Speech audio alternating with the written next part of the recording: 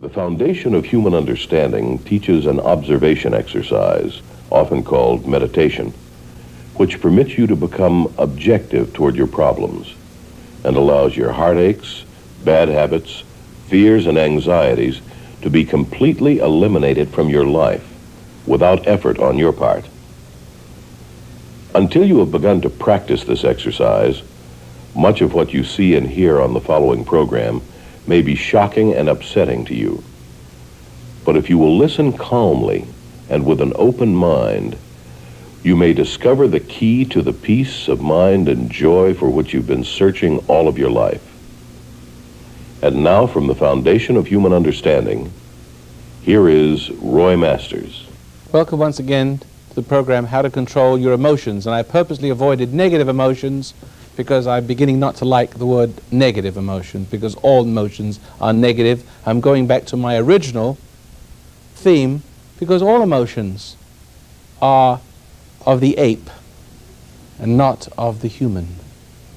I would have you all be like Mr. Spock in Star Trek, unlike Captain Kirk, who's full of emotion, or he doesn't have half the good judgment of the alien from Vulcan. He had more love because he wasn't emotional and he wasn't selfish. Emotions and selfishness go hand in hand.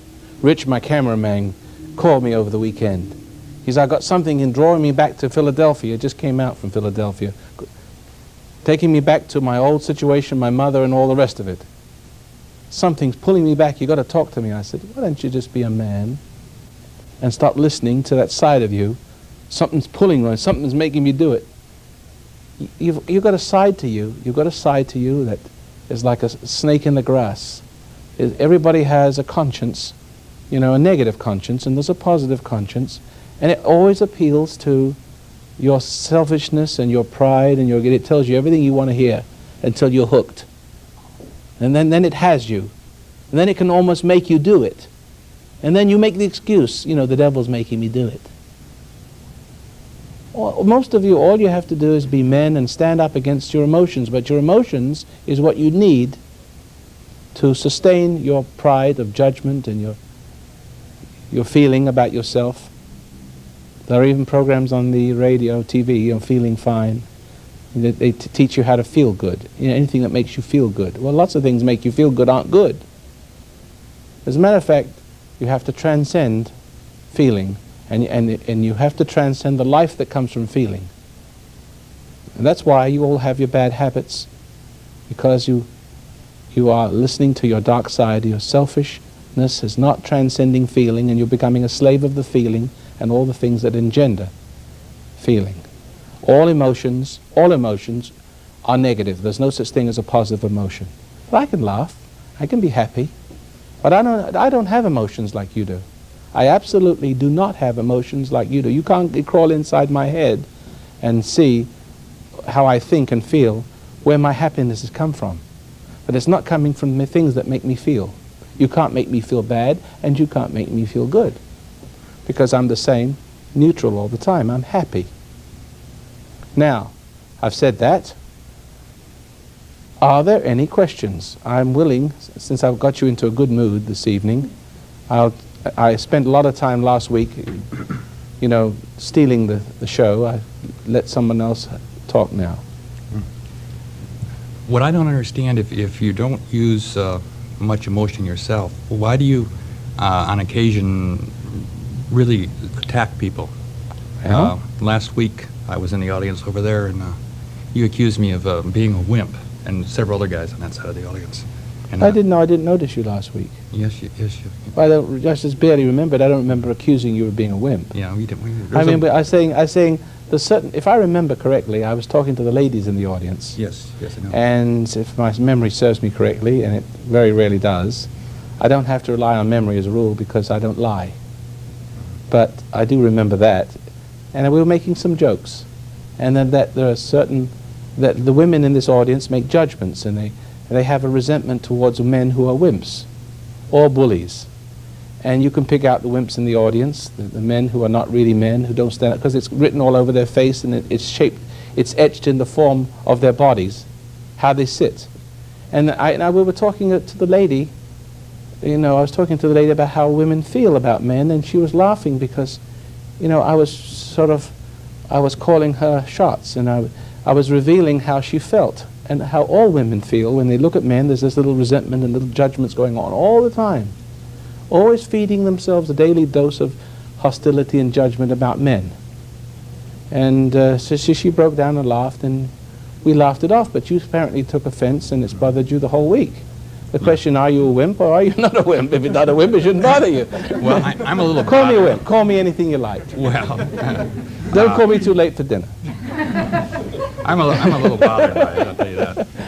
But I think it's unfair. I think I've seen you do it with other people, and I've always thought that well, maybe you had some insight that I couldn't see. But I was think making light of it. Was anybody here last week? Well, wasn't it kind of funny, the things? I thought it was rather humorous, and you took offense to it. Yes. Even some of the wimps, the men, they knew they were wimps. Well, I Yeah, think- and they said, yeah, I'm a wimp. I could see them saying to themselves, and they felt a little embarrassed, but I don't know, it's the first time they've ever sort of had the opportunity to really look at themselves. I did it lightheartedly. I wasn't being rude, and I didn't intend any offense. Whether No, but I offense is went intended home or and not. I didn't lose any sleep.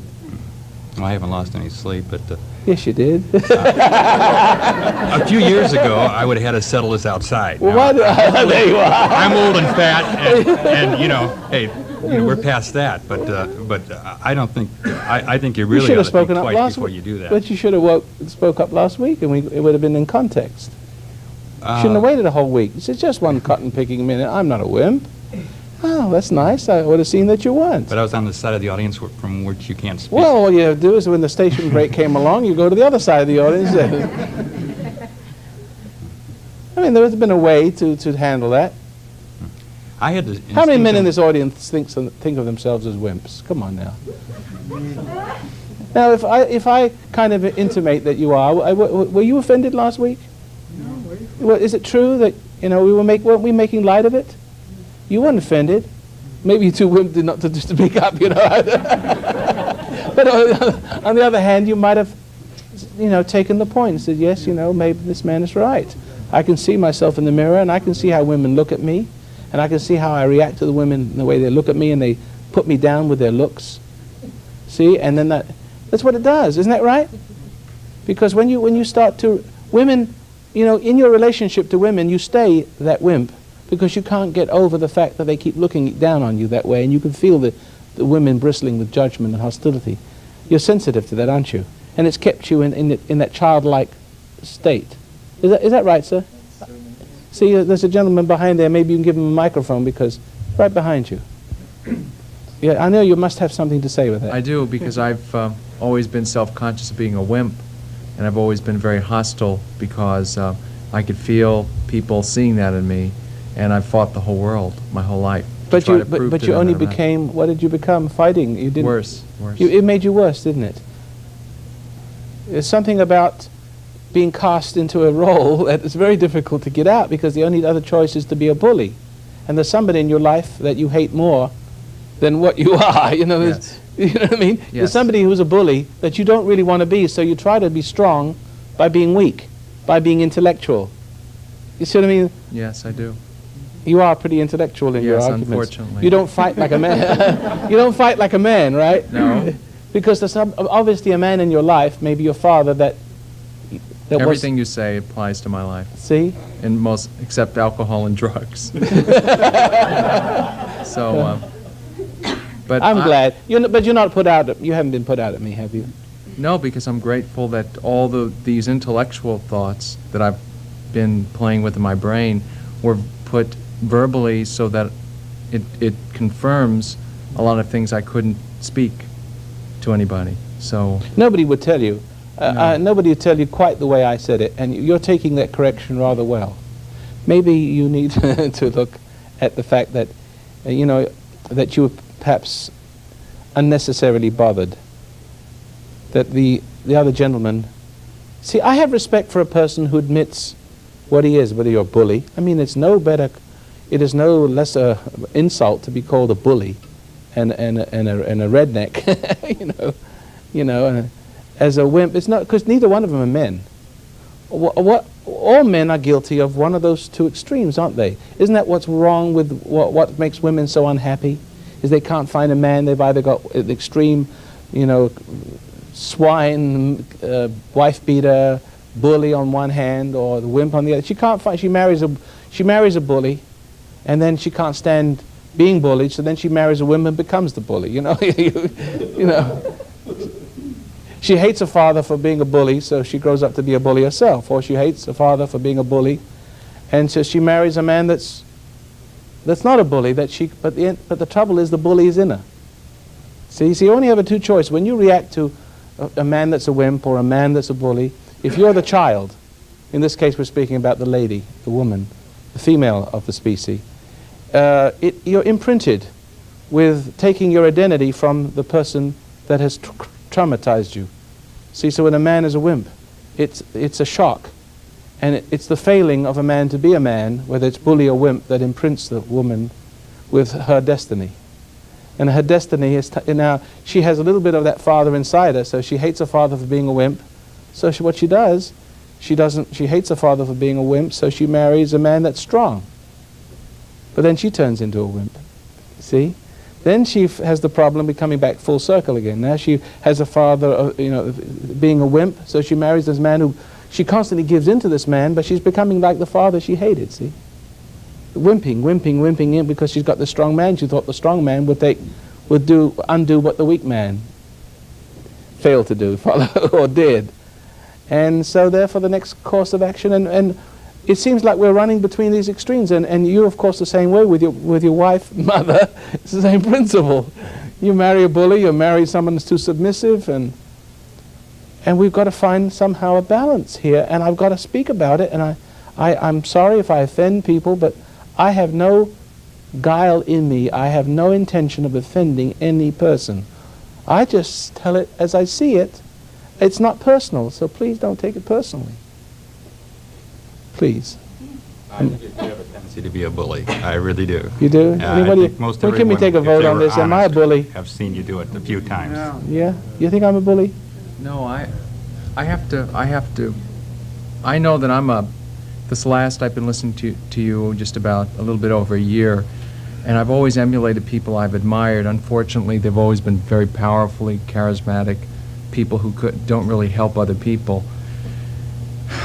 I don't want to come to your defense, but I do feel that you're the only person that, and I've been into different EST and some religious groups. Yes. And I shouldn't get emotional, but I feel you're the only person who, in a year's time, has been consistent. And you consistently a bully? Consistent with your information, and I feel it's everything I've always known. Now, if you can sort of listen to me without being offended, do you see the possibility of you taking correction?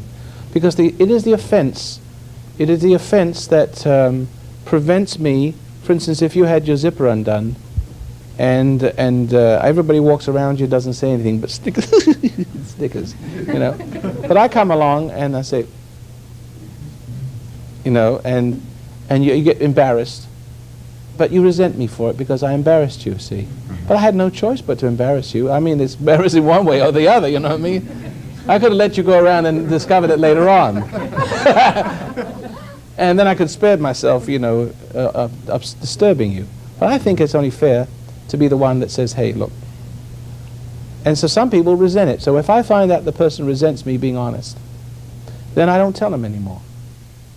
And I think your Holy Spirit conscience is the same way. But if I see that you take my correction and don't see that that's a put down and take it in the spirit that it's given, then you encourage me to, because correction is what you need from your condition.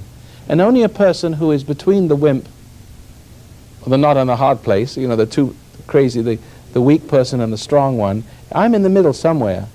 And that's the reason why you can take that correction. I can be the father to you, the friend, strong, firm, a little embarrassing, because the zipper is open and your faults are showing.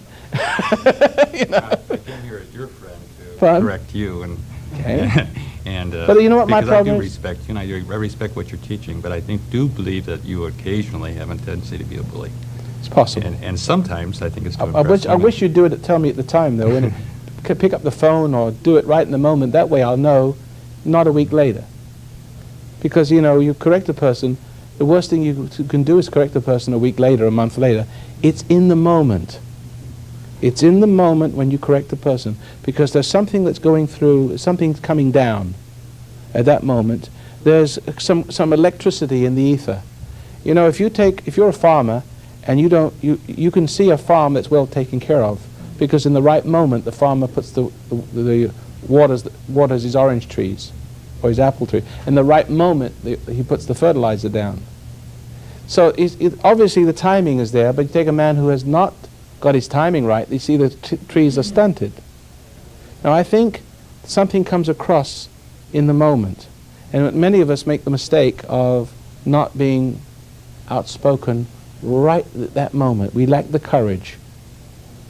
See? Opportunity. And then this resentment festers inside. Then it comes out later on, angry or too kind of, I don't want to hurt your feelings, but.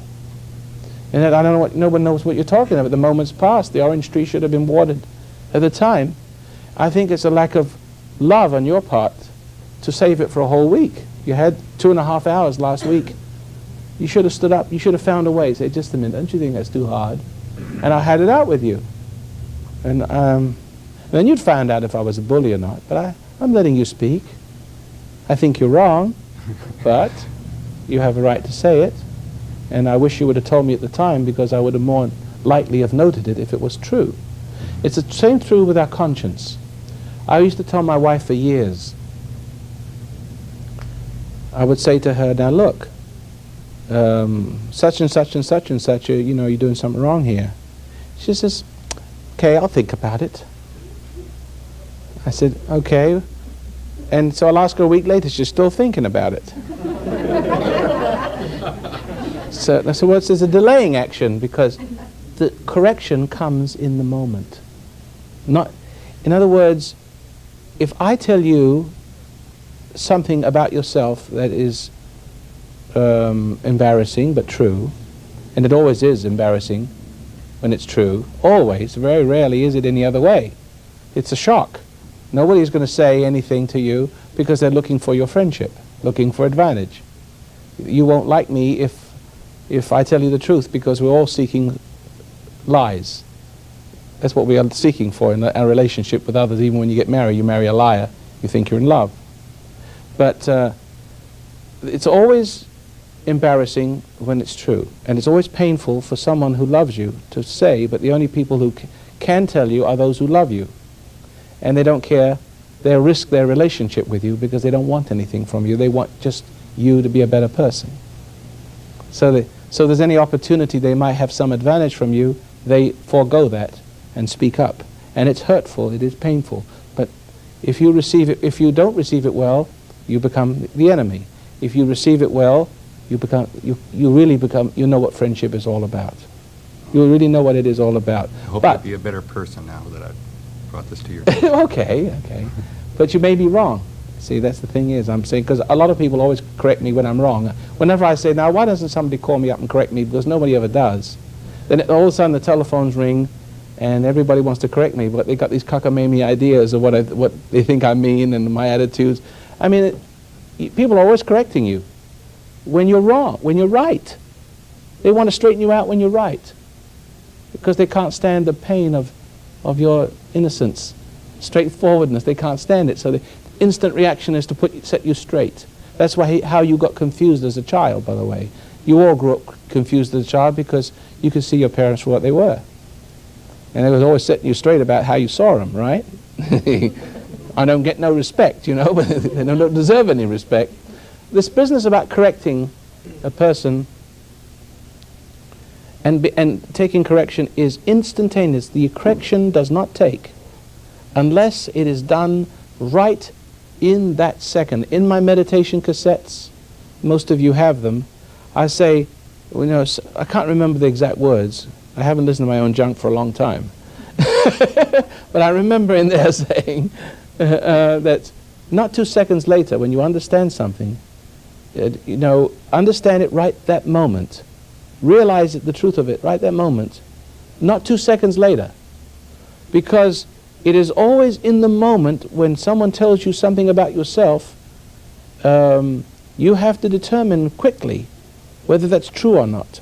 Somebody could be correcting you when you're right and trying to drive you crazy. And after all, if you're a person that wants correction, you'll listen. And sometimes they're very clever, very articulate, very intellectually persuasive, so that you can actually think that maybe you are wrong, maybe they are right. And since you're the type of person who's willing to take correction, you tend to take the correction which corrects you from being right. And then you end up being confused. No, so taking and giving correction is a very, very delicate thing. But I can give you the rules of the road for that if you like. But I just want to stay on one point. Rule of the road is that it is the acceptance of it, the recognition of what this person is saying, has to be accepted right as you hear it. Not a fraction of a second. If it's 1 fraction of a second afterwards and you say, oh yes, I think you are right, I was thinking about what you said, it's too late. It didn't take. You didn't acknowledge the truth. We're always rejecting the truth in our mind. Whenever the truth comes and makes us feel uncomfortable about ourselves, we drink, there's a strategic drink somewhere, we turn on the stereo, because we're always finding in that moment a way of rejecting the truth, the conscience. Now, a person comes along with an external conscience. He sees that you have somehow not been corrected, somehow avoided facing some reality, otherwise you wouldn't be acting like the jerk that you are. So he says, hey, just a minute, you're doing something wrong here. And in that moment is your moment of truth. Do you accept it? Or are you going to fight him? Are you going to argue with him? You're going to get upset. Or you could just feel the pain and let it sink in. And in that moment, you're saved. Once you start to do that, now there's rules of the road. Does anybody would like to know the rules of the road of how to know whether a suggestion is acceptable or not? Ah, well, all right. Because my producer wants me to take questions, and I'm here running the show by myself again. Is it all right? Can I? May I, please? 5 minutes. Okay. Doesn't seem like a half an hour went by, did it? Well, here it is, very simple. And maybe in the next segment you can ask me something more about it. We can continue. The rule of the road is this. If a person, first of all, are you willing to be corrected? Number one, if you're not, forget these rules. They won't work for you. If you are, the first correction I want to give you is learn not to be intimidated by people. Because then you get confused. You won't have your own mind about things. You'll have the other person can confuse you about what right and wrong is, and you won't be sure of what right and wrong is yourself. So his persuasion can become more persuasive because he has shocked you into accepting his mind emotionally, see, like hypnosis almost. So the first rule of the road is that when someone comes along and tries to correct you or bamboozle you and tries to make you see the light when it isn't, it may be seeing the light when it is. We don't know yet, right? Sometimes your enemies will make you see the light, and they can use, they can know your weakness, and they can confuse you about the way they correct you. They can make you rebel against the correction. You're a jerk. You said you're a wimp a little while ago, but I could have said it in such a way that it could upset you, and you would become more of a wimp. The truth can often make you worse if the way it's presented, isn't it? If I said yeah, I'm speaking about him, because he's admitted he's a wimp. But if I present it to you in a different way, like we did last week, you didn't resent being made aware of the fact that you were a wimp, and you accepted the fact that you were. That didn't mark you for the rest of your life. It got you to facing the truth for the first time in your life, which laid the foundation for change, right? Right. So you're less of a wimp this week than you were last week. Is that correct? I think so. I know you are. Now I know so. You know so, right? Yes. Okay, so I know I'm right on those points. So here's the rule of the road. Don't be upset with people. That's the first rule. Then you'll have done the first thing right. You'll listen to your conscience, because your conscience says don't be intimidated, don't get upset, don't hate people. then you can always listen to me. And if you just concentrate on the intimidation, that is to say your own reaction to intimidation, so that you are calm all the way through, not making any judgments about what the person is saying, but listening to him intimidating you or being sincere with you pretentiously. You've got all these factors, haven't you? But just watch, feel the little pain, but watch the resentment, make sure it's not there. That will connect you to reality.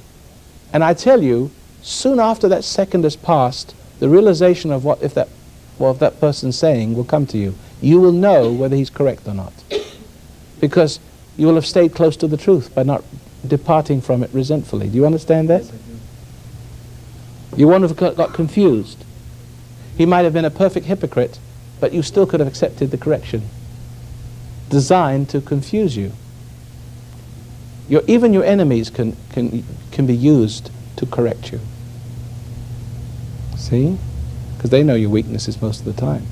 But if you don't resent it, you'll see your weakness and you'll say, aha, I see I'm weak here. And then suddenly you'll become strong. What is really weakness is not admit weakness, to resent seeing your own weakness, to resent others for bringing the weakness out, and then to struggle with your own weakness until you get weaker and weaker and sink into the swamp.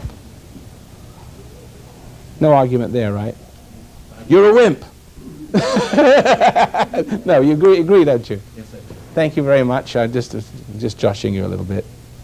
This is program 4979, and you can refer to it when you're ordering 4579, and you can refer to this number when you're ordering cassettes of the video or the audio.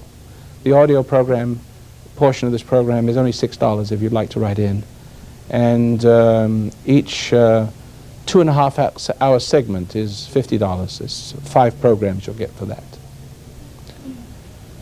Well, tomorrow we'll continue on the subject, and I think we've done it in pretty good, haven't we? But we'll continue tomorrow with our next broadcast and this subject, and continuing into many others. We'll hope that you'll join us tomorrow and the rest of the week, and have your friends sort of look in and become enlightened. Thanks for listening, and join us in our next broadcast.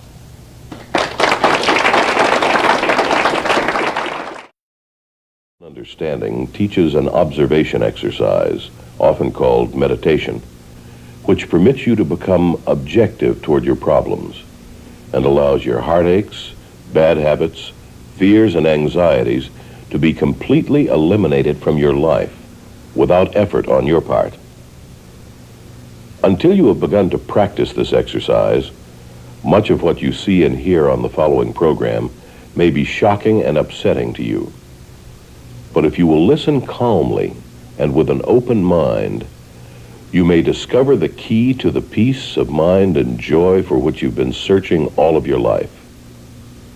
And now, from the foundation of human understanding, here is Roy Masters. Welcome once again to the program, How to Control Your Negative Emotions. But, as I said, all emotions are negative. Psychiatrists and psychologists, researchers have just discovered, God bless their little cotton socks, that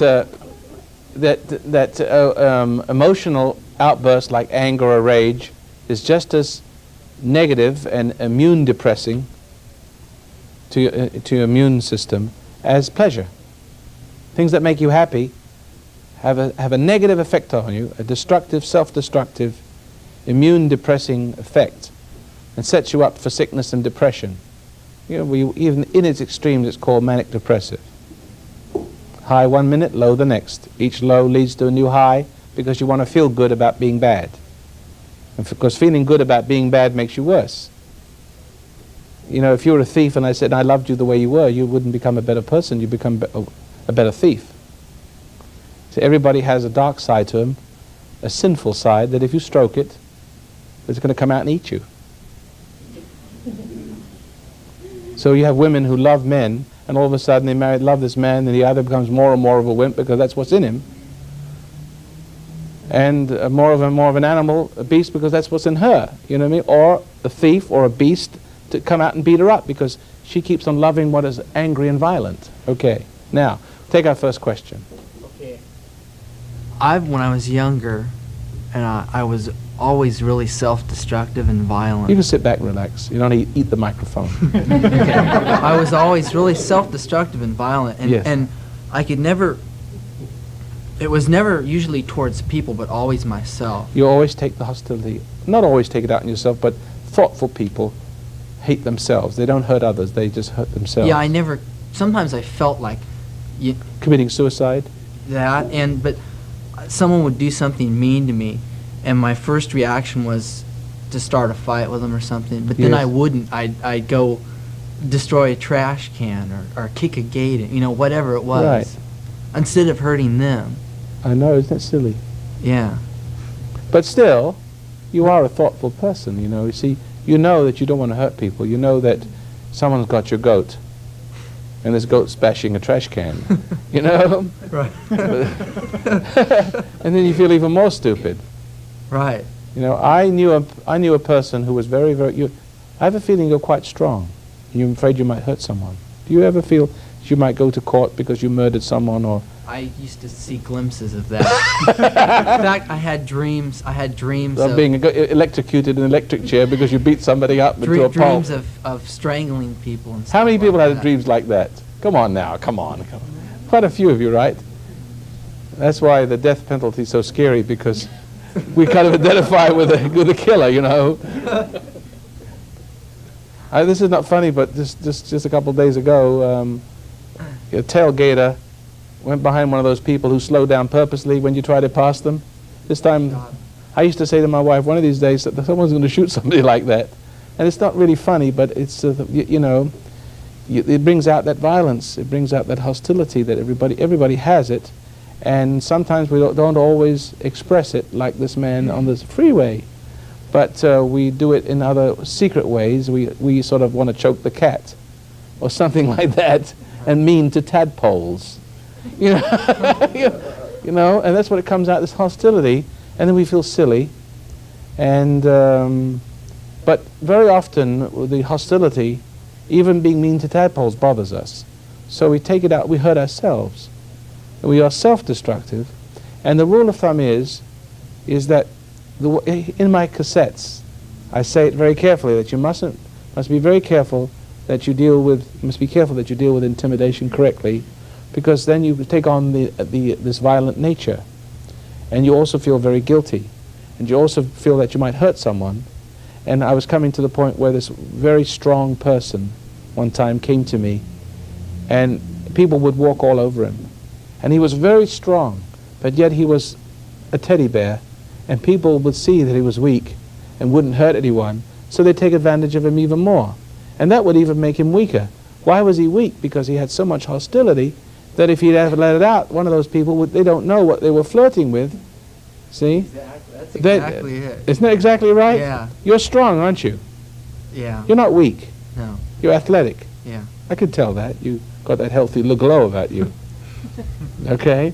The thing is, but then you know that you could just tear that person apart, especially some of those people who torment you the most are wimpy, aren't they? They know they can get away with it. Women even. Yeah, They always are going at it. But you know why we have trouble in the inner cities? Because we all feel that way. The law, we're more afraid of the law, as much afraid of the law as we are the criminal, the mugger on the street. We don't know, we're between a nut and a hard place. If we stand up for ourselves, we're in jail. If we don't stand up for ourselves, we lose our wallet, maybe our life. We just don't know what to do anymore. It's a terrible dilemma to be in like that. So it's it's made psychotic wimps out of the whole society, and it's given strength to the muggers on the street. They rule the streets. We can't go out anymore because we are suppressing our anger and trying to be nice about it, trying to be civilized. But we have this anger towards ourselves. It comes out in our kids who they get it in the neck. The boss upsets you. You come home. You take it out on the wife. The wife takes it out on the kids. Kids take it out on the dog. A dog's healthy because he deals with, that's the dogs. Dogs react to stress like dogs, and then they stay dogs, but we turn into dogs when we react to stress, see. So I'm saying to you that this rule of thumb is this. And Christ, when he was here, I bring him into the picture every now and then, give him honorable mention. Otherwise, I'm not saying Jesus all the time, Jesus. You know, like the preachers do. I can't ram that down, but he was a very wise man. And he has some beautiful things to say. And he said, if you don't forgive others their trespass against you, neither will your Father in heaven forgive you. So you have to forgive others to be forgiven. It's a very basic thing. And forgiveness is rooted in, to give before. To prepare yourself to give the gift of not holding the grudge. Because holding the grudge feeds your ego self. You get something out of judging people, don't you? You take pride in not being as violent or as cruel as they are. You know what I mean? Like you're better than them and they're pigs and they're wicked. But the nicer you are, the more you suppress your anger, the more they take advantage. And you're actually cultivating these animals to be more like animals, but then you've become addicted to judging. Looking like the nice person, but encouraging the bad person to be bad for your judgment taking. But then pretty soon the judgment's on you. Suddenly you feel judgment on you for judging everybody, and you feel self-hate, self-loathing. Suddenly you feel like you want to destroy yourself. And you see what I mean?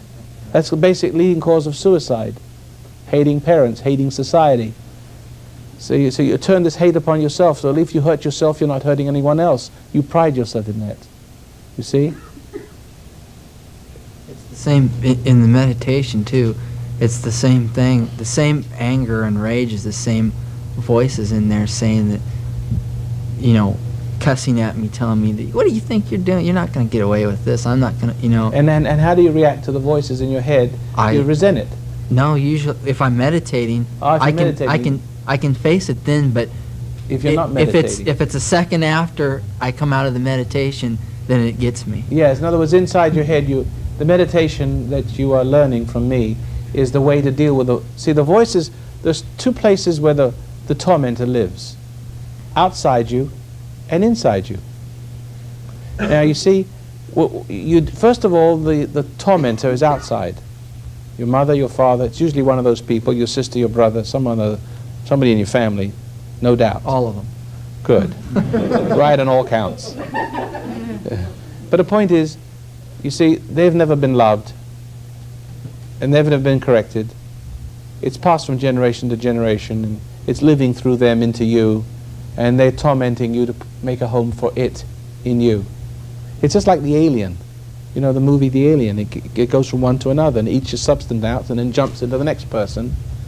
And we intimidate, and how it does it is by intimidating you and tempting you to fall from your grace, from that quiet space that you must find within you. That's what I'm trying to teach you, to get back there and not fall from that grace. But the two places it lives is outside, and when you react to it outside, it gets inside. And when it gets inside, it stays inside you and it hovers inside you like a person, like a spirit, doesn't it? So that, for instance, if you had a father that said, you'll never grow up to be anything, you're just a big fool, you're going to be a nothing, good-for-nothing bum. You've heard that all your life. And it could be at a strategic moment when you were just about to do something right. You know, the shock was great. And all of a sudden now, you've got this grandmother or father, the spirit in you, and wherever you go, it doesn't talk to you so much. There's like a presence in there. So that every time you come to something you could do right, this presence sits there and kind of evokes that kind of feeling, doesn't it? Makes you do it wrong. Things that I've been able to do really good at times, then all of a sudden something will happen. But when it makes you do something wrong, you resent it inside you. Right. And that's why it gets its goodies. It is a living thing. You are dealing with an alien. And if this alien lives long enough inside you and you keep feeding yourself to it like you will when you resent it, like you resent it on the outside, it gets inside. When it's on the inside, you resent it, you're feeding yourself to it in your head. And see, pretty soon it'll grow up to be the full-grown swine you hated in your father or your mother, right? You become just like one of those people. It grows up in you and it steps out. So you mustn't resent it either place. You must watch your resentments all the time, because resentment is your infantile way of dealing with it. Your primitive, non-gracious. When you know. I had a man stop me on the street just now. I remember, 60 years old. He comes up to me in the street. I just come out of a little health food restaurant. He says, "Hey man, He says, can I talk to you a little bit? I knew he wants something. I said, you can ask me directions. And he started to get so mean and so ornery. I said, I'm a stranger. You can't ask me anything but in directions. You want something more, you can't have it. And he started, hey man, why are you so rude? I said, I'm not rude. I told you, you can have any direction you want. And he uses 4-letter words. He's going to do me in. And I looked at him calmly, straight in the eyes, and he reacted to my not reacting, and walked off, sort of cussing under his breath. Couldn't touch me. See, the secret is that when the people see that, when people who intimidate you see that you're strong, that you don't fear, it terrifies them. They don't get their energy. They get their energy from your terror, from your reaction. And the reaction is resentment. It typifies weakness. It's the weakness they identify as weakness, subject to them. And it encourages them to hurt you more. So now you must handle your troubles now, which are internal. They're both external because the same people are on the outside. They're still out there. You can identify them. You know the Barney, whatever, the fellow that was on television. He was a bigot. What was his name? Archie Bunker. Yeah, Archie Bunker. See, they're out there, in all types and shapes and sizes. You can always find some in a form of a boss or some friend. There's always one. You could probably pick someone out in here that could trigger that reaction. You see somebody here? No, I don't. But I mean, if it's always like on a job, I'm a construction worker. On a job site, I may get along with everybody, and be able to control myself around it. There's always that one person. Who can get your goat. Right. Yeah, but he's like, he knows it. He senses yeah, that's it. He knows. He's just like the spirit. You sort of draw him. Right. They ferret you out. Because I don't have many people mess with me. You see. I have occasional person try, but I send out very strong signals. And I want you now to handle it both ways. Like the young man that come up on the street, stood there. I'm his young man, and I'm an old man, but I let him know that I'm no, I may not be any spring chicken, but he better watch out for himself. So see, you want something? Come and get it. Right? Back away every time. You see that courage, strength, no fear. See? Now you can be a strong person and exhibit fear, and you invited the problem. There's got to be no reaction, and in your head, when it starts to make you fail, that presence in you, making you make mistakes and giving you the same feeling you had when you were criticized and disabled a long time ago. Right. You mustn't resent that inside you either. And then it will disappear. It's a living creature. I call the not you. Satisfied with that answer? Yeah. Anybody else? I have a question. Roy, have you ever met a man that did not stand correcting? And if so, can you give us an example of what that creature would be? Could I hear that? I couldn't quite hear that. Yes, I'll repeat it. It said, have you ever met a man or person or man or woman in general that did not stand correcting? And if so... Well, I know a woman. All right. My wife. That would be a fine example, I'm sure. I'm just trying to get... better, though. I'm just trying to search. Yeah, there's plenty of people that would like to be corrected. Not necessarily not like to be corrected. No, but they will not take the correction. okay. Do you know, 2,000 years ago, they killed the man that tried to correct everybody. You see, because people don't want to be reminded. You know how many telephone calls and how many ugly letters and death threats I get? First, you can't see any harm in what I'm saying. I'm not calling anybody any names. I'm just talking about principles. I say men are wimps and cowards and women are this way and that way, but if the cat fits way, if you identify the modus operandi that I'm describing, and most people do, some people say, hey, that's me. Hey, I'm glad someone finally said something. I always thought that I was wrong, but everybody said I was right, so no wonder I was frustrated. I couldn't change. See? But some people like to be called because they want to be corrected. They need a father. They need somebody. They've never had anybody in their life to correct them, and they know what's wrong with them, needs correcting, but they can't correct themselves and they haven't got the secret. And all they need is someone to tell it like it is, in a proper manner, a caring manner. And they love it. They rise to the occasion of that need, say, thanks. Thank God someone finally said it. But there's a great majority of people who are so wicked, and they're getting away with manipulating and motivating and winning through intimidation, and they've done so much harm to their children, and they've got all kinds of respect from the doctors, and no, it's, it's not your fault. Love is never having to say you're sorry, sort of thing. They've got away with being undetected, and they've got away with hurting others and manipulating others, so that when a man like me comes on radio and television, they hate to be found out. But you're always bringing out the dark side in people, and that's your purpose, I understand. I have the prosecuting attorney of the dark side of the person. Granted, but you never divulge or allow us to share what righteous is, and you're always... I don't understand. You're losing me there. You're always expanding on what is wrong with us, but never giving us the light to no, cure ourselves. I don't tell you any. I won't teach truth.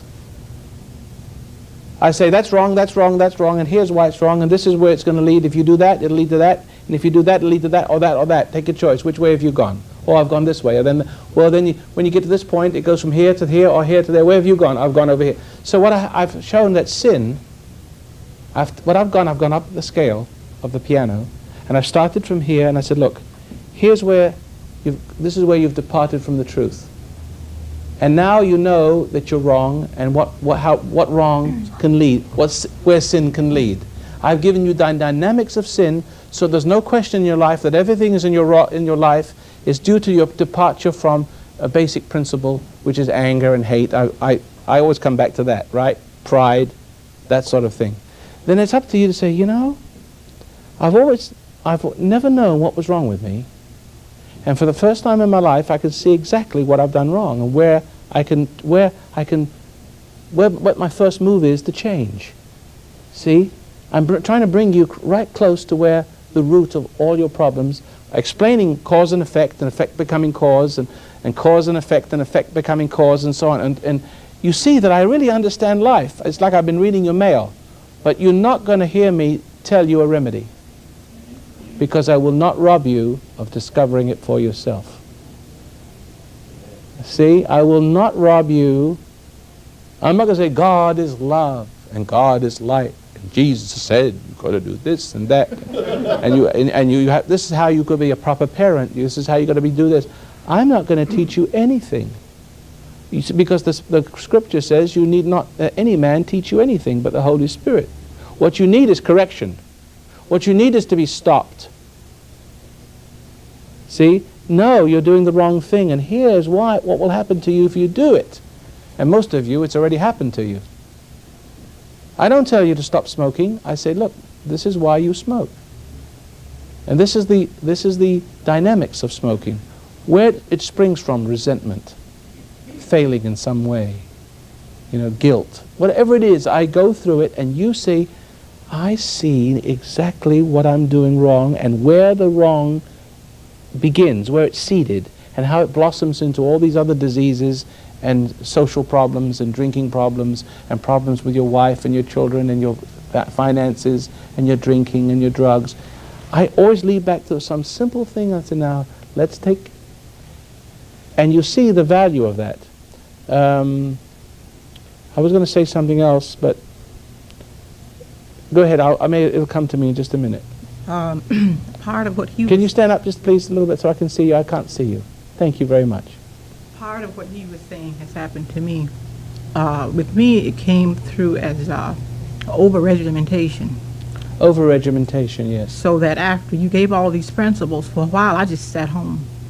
I wouldn't do anything. Yeah. But I was over-religious. You mean you took my words as interpreted them as regimentation by the church. Yes. Yeah. And so I wouldn't go to, well, I have a daughter, and so she helped me out. Let me see if I understand you. Was it my effect on you that it regimented you, or the church's effect that regimented you? It was the church, but I interpreted you as the church. Oh, I see. So, yes. So she says, can I never listen to rock and roll? I didn't know what to say. How do we choose movies? When did we go to the beach? It got really awful. I know. So then she forced me to start doing things. And so we made some mistakes. And, But who's she? Right here. Oh, your daughter. Yeah. She forced you to be less rigid? Yes. She She- said, well, she- we have to do something. Of course. But you see, you understand that you don't hear me saying you shouldn't do this and you shouldn't do Well, I that. told you, it came from home and church. Yes. And so I wanted to come to a group like this, and I wanted the group support. That's no good either. Well, I wanted it anyway. Well, some of it was Because you can't be a woman. some of it was probably lack of love. So, But you understand you can't be a man or a woman when you have a group support. That makes you weak. Where are you going to be without a support? When you need to face life and you don't have the group with you, where's your strength? You'll fall apart. You could become dependent on being shorn up with group support. That's very dangerous. A Christian, as I see a Christian, should be someone who stands alone with some hidden strength. People know not where it comes from. See, am I right? You don't need group support.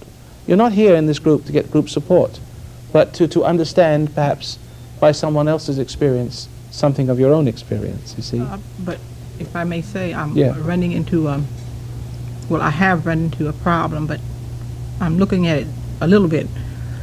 My whole family has turned against me. Well, they can turn against you for good reasons or bad.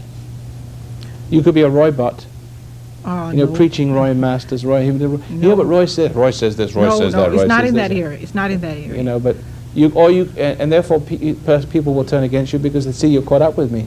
No, I'll tell you what area it's in. But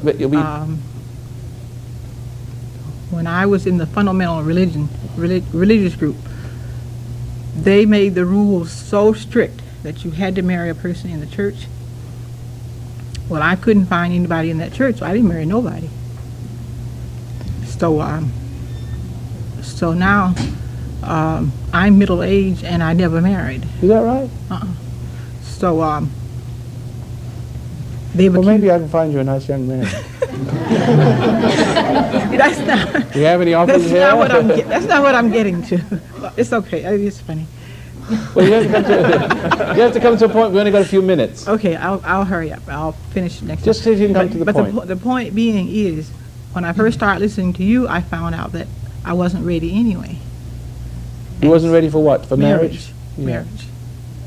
Because you're kind of immature and Quite- mechanical. Quite immature. Yeah. But now that So- you're ready, you can't find anybody. No, there's. Now that you're ready, no, you don't need anybody. No, I'll put it in a nutshell.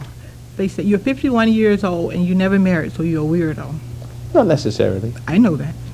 And let me say, if I had known what I know now, I wouldn't be 59 years old and not married. Well, thank you.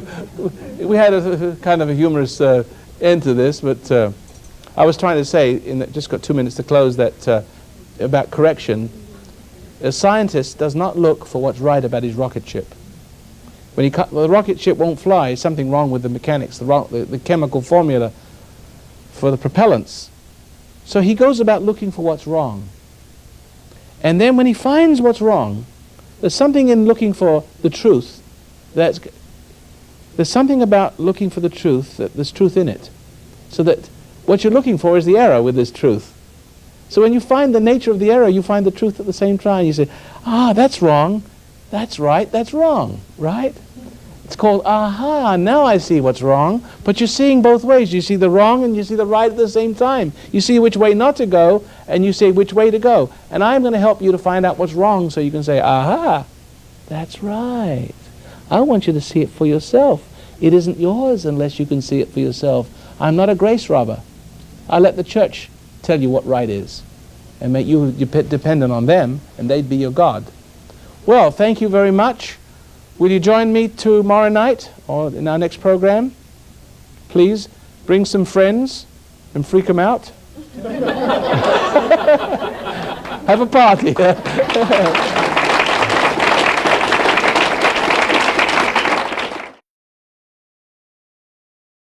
Foundation of Human Understanding teaches an observation exercise, often called meditation, which permits you to become objective toward your problems and allows your heartaches, bad habits, fears, and anxieties to be completely eliminated from your life without effort on your part. Until you have begun to practice this exercise, much of what you see and hear on the following program may be shocking and upsetting to you. But if you will listen calmly and with an open mind, you may discover the key to the peace of mind and joy for which you've been searching all of your life. And now, from the foundation of human understanding, here is Roy Masters. Welcome once again to the program, How to Control Your Emotions. As I said, as a quick start, that all emotions are not human. And that all of your troubles are due to your emotional state. And we're exploring emotions and how disruptive and hurtful it is. But I know most people think that emotions are good, to be angry, good to be excited, happy. And we look for those emotions to stimulate us. But as you will come to see, slowly but surely, give me a chance, I know the statements are rather controversial, you'll see that all these emotions will kill you in the end. Emotions have arisen, all your emotions have arisen from the failure to love. And you fall from grace, you fall from completeness. And now you have to become emotional in order to get the energy to function in life. There's a motion of the soul, a life, a natural energy like a ballerina, a graciousness, a strength and a power, that when you lose that, you substitute that with animal feelings. And I hope to make you see all this in due course. Now we have been talking about taking correction. I hope to correct you from being emotional, but and I don't want you to get upset about it, because then you'll understand my point more clearly. So we have been talking about taking correction, and if we want to continue along that line of thought, I'd be very happy to deal with it further. But there are some questions. Now, who would like to be first? You choose. Roy, I have a hell of a time getting up in the morning sometimes, but most of the time. Whether or not I have to go to work or if I don't have to go to work, it's just a slow, arduous process becoming conscious. And, you know. Slow, arduous is very descriptive. Unfortunately. I can see. Unfortunately, this problem also seems to manifest in my meditation. And often I will meditate and will become centered only to start to fall asleep. And sometimes completely and just... Well, it sounds like you're escaping into your sleep. That you're using sleep as a refuge, escape from guilt. Like alcohol as a refuge and escape. You know, there's something about a bed which is has a lot of conditioning attached to it. You know, you have sex in bed. At least some people do. You're conceived in bed. You're born in bed. You get, you sleep in bed. You get sick in bed. You die in bed. Bed has some. Bed has a conditioning to it. Should I get rid of my bed? Get rid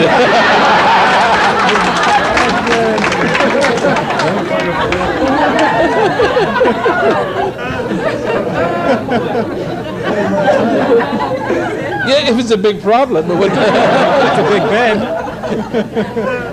No, see, some people have a problem with sex, and some people castrate themselves.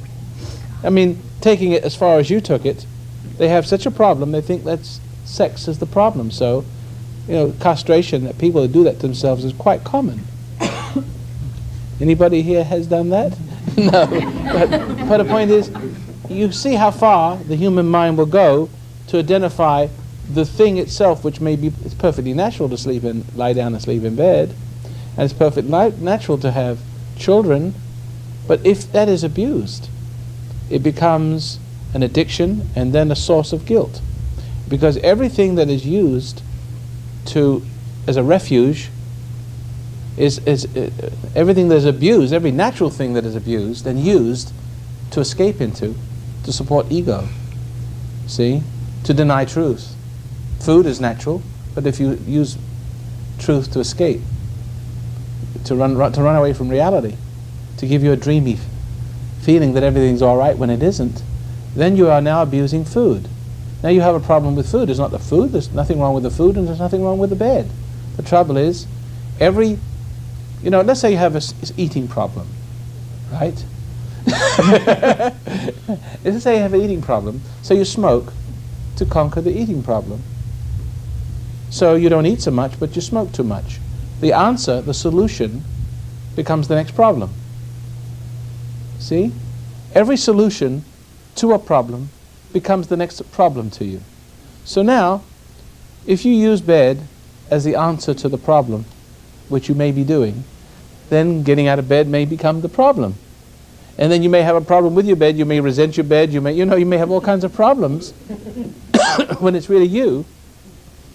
And the way you use your relationship to it. I wonder if you see the point that I'm making. Does it trigger anything? Yeah, the thing is, it's so difficult to be conscious of when you're literally unconscious. I mean, since I've been meditating, I've noticed definite improvements in so many aspects of my daily living, in my eating habits, in my patience. But that's the one thing. And how do you deal with the problem of bed, right? Is that what you're saying? How do you get up in the morning? Well, it could be that you're not facing stress properly. You're not facing the day right. You're dealing with life angrily, resentfully, and you get beaten back, and you feel debilitated, exhausted, drained, and you find escape into a dream state, sleep. You find a way. Your mind works. Some people, when they get very, very upset, little children, when they've experienced a trauma, they want to go to sleep. Because somehow that kicks in, that subconscious. No one has to teach them that. There is a disease. What's that disease where people fall down and? No, not epilepsy. It's when you fall. Narcolepsy. Yeah, narcolepsy. My memory isn't that great when it comes to these medical terms, but excuse me. I have an educated guess that one of the reasons why they have this problem is because they don't know how to deal with stress correctly. And the moment they deal with stress incorrectly, they've become so adept in falling into a sleep. I drive along the freeway at night, and I can drive, and I start to get sleepy. So what I do is I pull over the side of the roads, and for 5 minutes I go,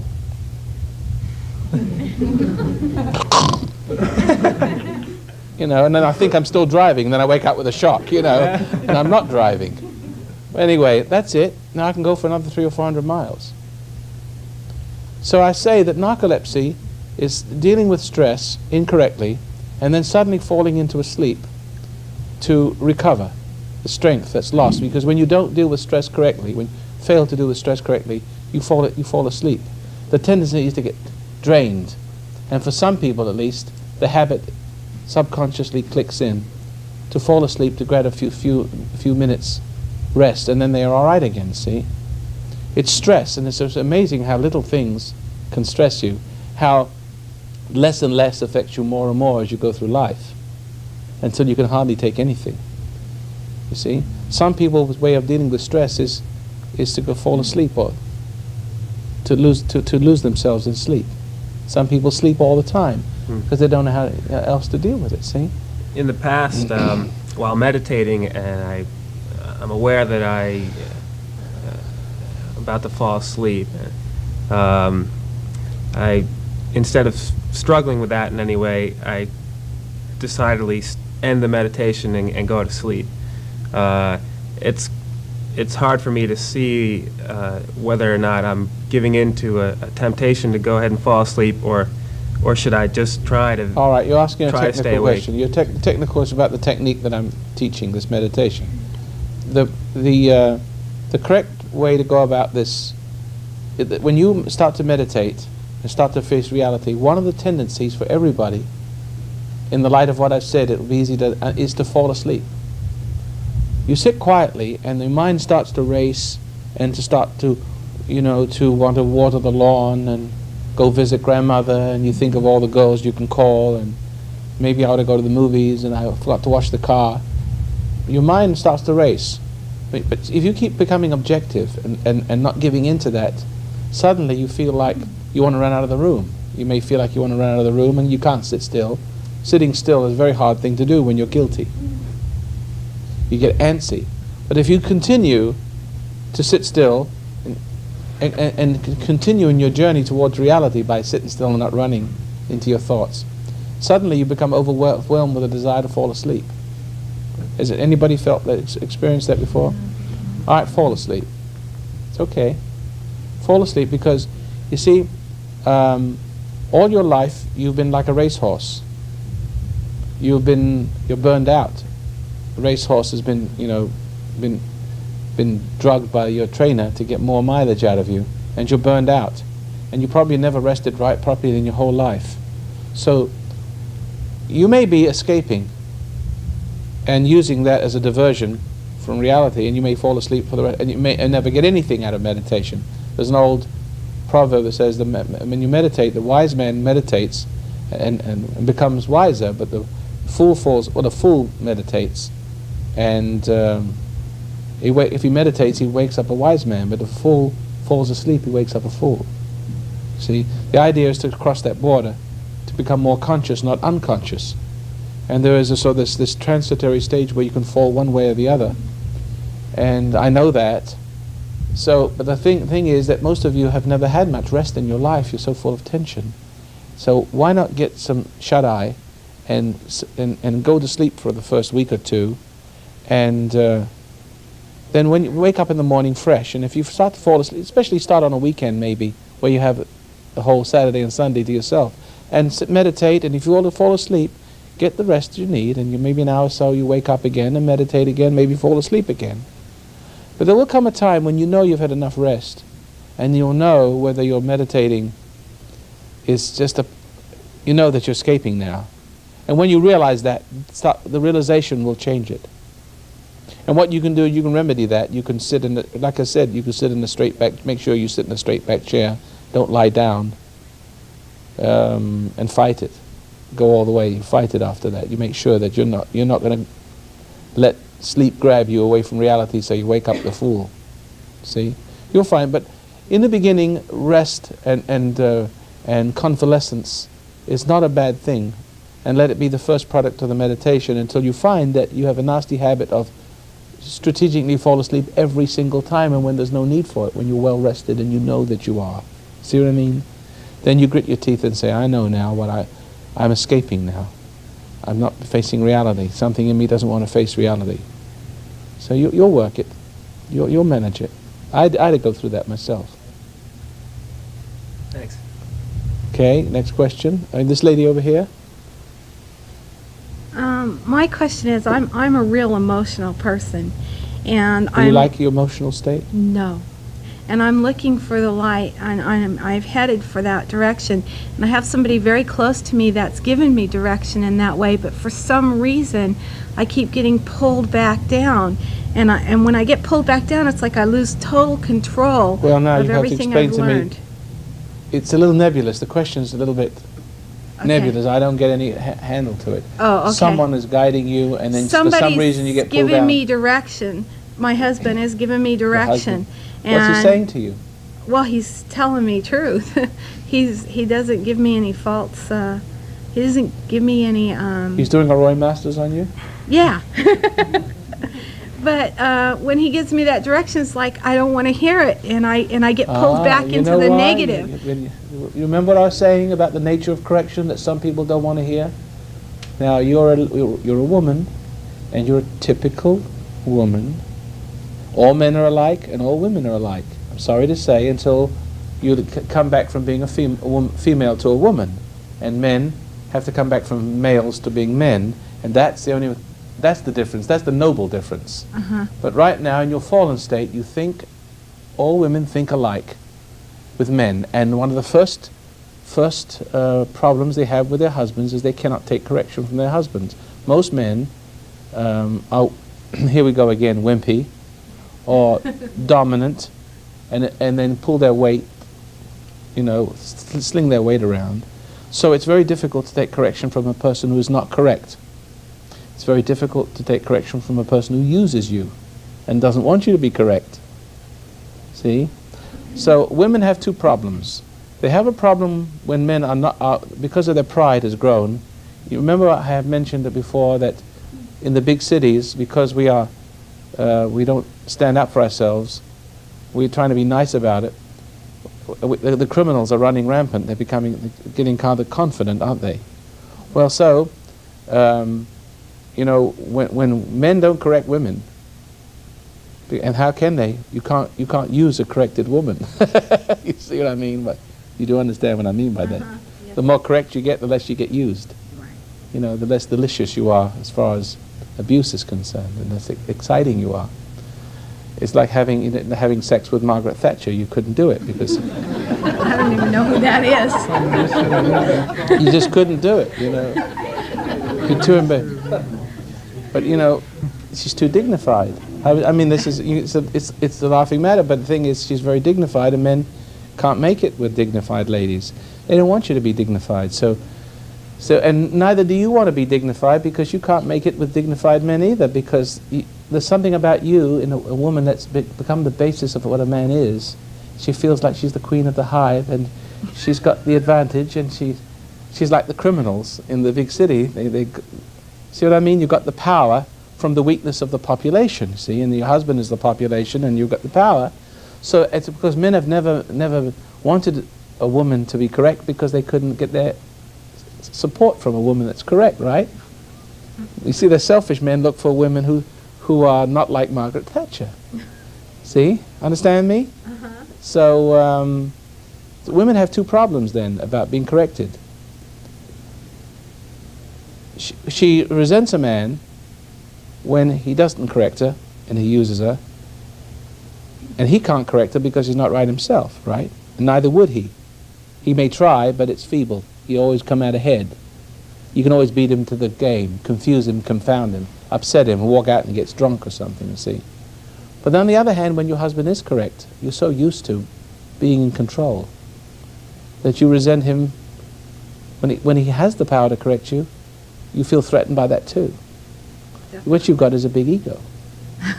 And you see, you don't want, you're afraid, you may be afraid, because you've had the security, this place of controlling everything and feeling contempt and superiority over men so long.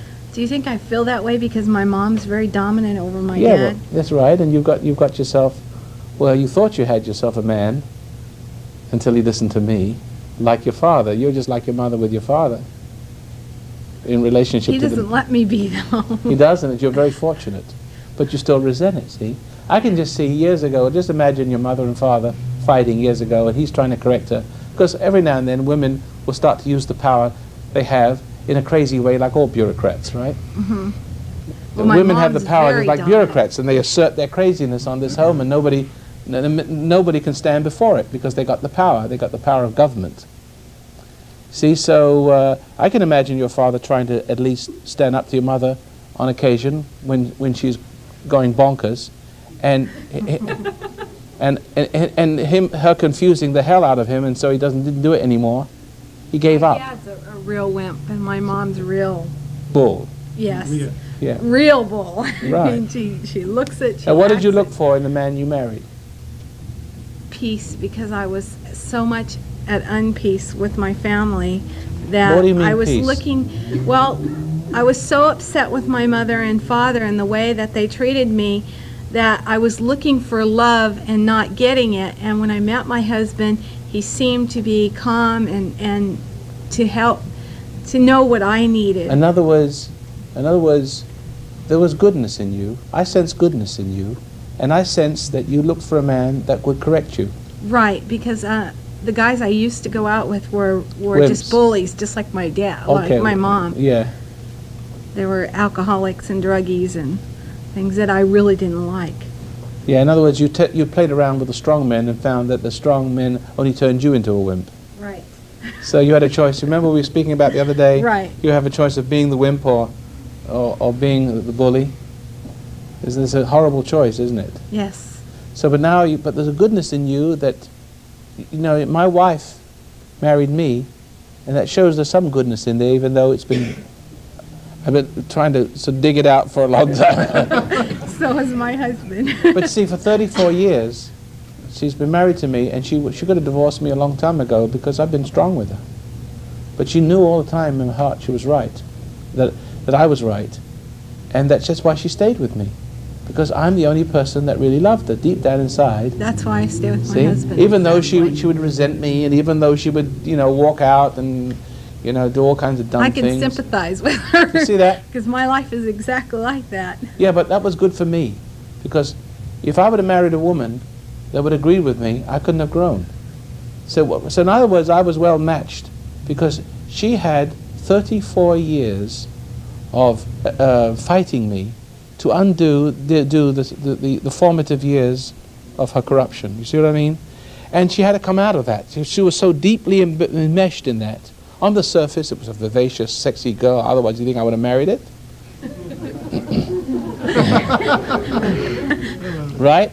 But anyway, but deep down inside, there was something in there I recognized that, you know, that was responding.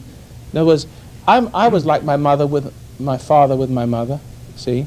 We were matched up almost the same way. I can almost see my mother in my wife. I can see my father in me, except this time we did it right. Because I had a good intent, and deep down inside, buried under all that trouble, that miserable trouble, that manipulating so-and-so, that deformed soul, there was something still wanting that correction. See? So it worked out fine. It's going to work out just fine. I hope, because See, I but- wish I could get rid of the pain. And you're going to work out fine too. Your problem, your life is going to work out fine. But what you're going to have to do is recognize that your husband loves you, and not fight him, not hate him for it. Because what part of you that hates your father is not you, is your mother in you. It's the mother in you you resented, so you became like your mother. And it's the mother in you that hates this man's strength and is trying to destroy it. Is that right? Yes. It did your father, didn't it?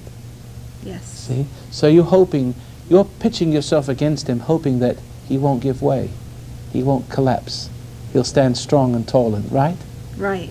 But the point is, don't push him too hard. There's got to be a point in your life when you're going to have to start correcting him.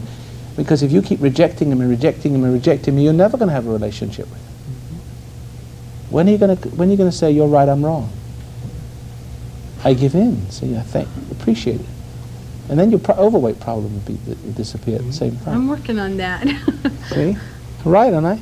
Yes, definitely, because I find I seek food to cover up the emotion feelings. That's right. Yeah, that's right. To cover you up and to fortify your fight with your husband. Right, And to make yourself unattractive, because you know it upsets him. right. See? All right. All right, next question, or have we gone into a quiet stall here? Hi, I have a question. Can you stand up, please? Yes. Thank you. Like what you were saying about being corrected, and the more I meditate and the more I feel that real aloneness, you know, like where I'm not really connected to people around me, and I get really lonely. And Good. Yeah, I do. Like sometimes I come home from work and I'll just like go to bed and cry, and I'll like Oh, not good. Yeah, and I like struggle to make plans, but I know that it's not right, you know, for me to be doing that. Well, first of all, it never works out. And then after I go through that, like that little mourning period, then I'm okay by myself and I have my little happy, joyous evening, you know, and I'm alone. But my question is now, okay, as I, you know, date, I find myself being on the, you know, they're grown men, of course, but I feel like I'm with a little boy. And the more I'm sorry to hear that, but it's true. because the more dignity I maintain for myself, it's like the road is getting real narrow and it's like really slim pickings. And Slim or iron? and the truth is, I think Slim Pickens just died. But you know, I'm starting to like really, you know, I'm really feeling that the more that I grow, the narrower my. I mean, it's not like I can't just go out and associate with just. Well, aren't you better anybody. off? Yes, Don't mourn and that at the eventuality. You should bless it, because think of what trouble you could be in. I've been there. So, That's how I know. So but you don't my miss it. question is like, I guess the question is, how do you know? I mean, it's like I'm not like a career woman. I don't think I would like to, have a family in this, and at the same time, I don't know. How do you know? I mean, where am I supposed to meet someone? How old are you? I'm 28. Well- I'm like really, I think you need to dry out a little bit from where you've been. yeah. Yeah, I think you need to dry out a little bit and become that dignified person. And It's threatening though to men. Men I know don't it's like threatening to it. men, but only to the low class men, which you would rather drive off anyway. It's a natural barrier to keep the wrong men from getting at you. Follow that? Just give it time. Develop your dignity. Develop your independence. Develop your business skills. Live like you were never going to be married. Stop looking for men. See? Because when you look for men, men see you looking, and it's a come on. You're drawing it's like, drawing all the flies. Well, I'm not I didn't mean to drawing. say it literally, I'm not just- drawing anything, though. That's what my concern is. It's really true, It's Hold a very second. We got a break here. Okay. You can continue the idea tomorrow, because it's tomorrow. It's still tonight. So tonight you'll see tomorrow, something like that. Tomorrow, this program is 4579, and you can hear me on radio on KIEV, 9 o'clock to 10 o'clock every morning, Monday through, in Los Angeles only. So if you're anywhere else, write to us and we'll send you the schedule where we can be heard. Also, my producers give me the money signal. We're only paying for 1/5 of this so far. We've been on 4 months, and so far, all the money we put out we've only got back 1/5, and it's only started recently. We get 1/5. Unless we get the other 4/5 back, we can't stay on the air. So it's up to you to participate with your money. Thank you very much, and join us on the next broadcast.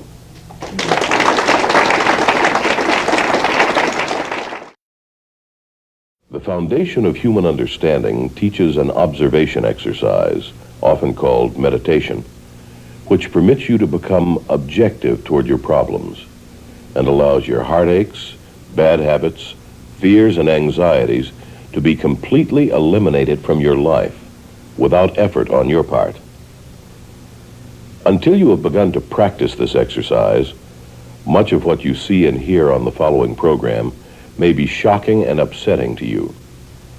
But if you will listen calmly and with an open mind, you may discover the key to the peace of mind and joy for which you've been searching all of your life. And now, from the foundation of human understanding, here is Roy Masters. Welcome once again to the program, How Your Mind Can Keep You Well, and we're teaching you how to, well, that's not actually the name of the program. That's my radio program. Correction, how to control your emotions. And you better fasten your seatbelt, because when you listen to this program, you're liable to be very emotional, and if you do become too emotional, you'll understand the danger of emotions. All emotions, I say, are hypnotic and self-destructive and do not work to your best interest. And people who want to control you will make you emotional. They make you excited, they make you mad, and between the two, the good guy and the bad guy, you don't know where you're coming and going anymore, and you think their ideas are your ideas. And you end up very confused and losing awareness and consciousness and losing sight of how to motivate yourself. And the whole idea of our discussion here is to try to get to the root, in conversational terms, of the cause of this problem. So I don't know if that is going to cover everything that we've done up to this point. If you're a new listener, just fasten your seatbelt. Try not to get upset. Don't get angry with me, because what will happen is if you get angry with me and upset with me, you'll be fixated to this. I mean it. You'll be fixated to this television program, and you won't be able to turn off the program. You may be able to turn it off on your set, but you won't be able to turn it off in your mind. And you can't wait till tomorrow night, until the next program, to judge me again. Listen to this joker. This stupid ass, you know. And you'll see what you're doing is, and you'll see that you will. I have people writing to me, writing to the station to get me off the air. And every night they listen to me and they write to the station to get me off the air because they can't turn the program off. They want the station to take me off the air because they can't reach over and shut it off. And if I ever go off the air, they'll miss me. They'll feel lonely. It's like when your wife dies and you hated all your life and now you've got nothing to hate anymore. So be careful. I don't want you to resent me. If you can listen to this program, let it be edifying. Listen calmly and with an open mind. Now, we were talking last night, which is still tonight, in the last segment about, would you like to stand up again and sort of couch your suffering in just a few? Okay, what I was saying is that, like, I'm just finding in social circumstances, as far as like You can't dating, find any men. not you become more of a not any woman. good ones. I mean, and by good I mean like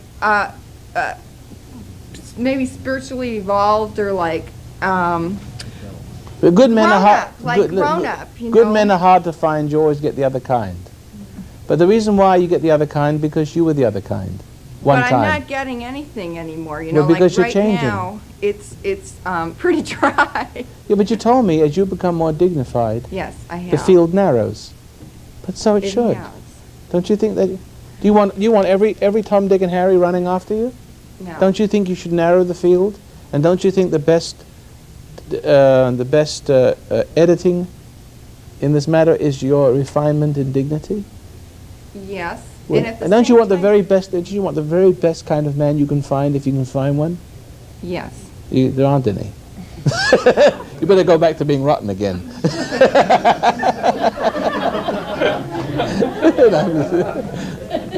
But where would you be? I mean,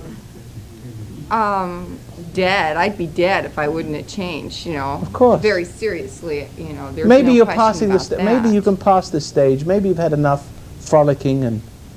I have. I really have. you- I find like no interest in even going out like to dance or But what do you anything. do? What do you do with your life then?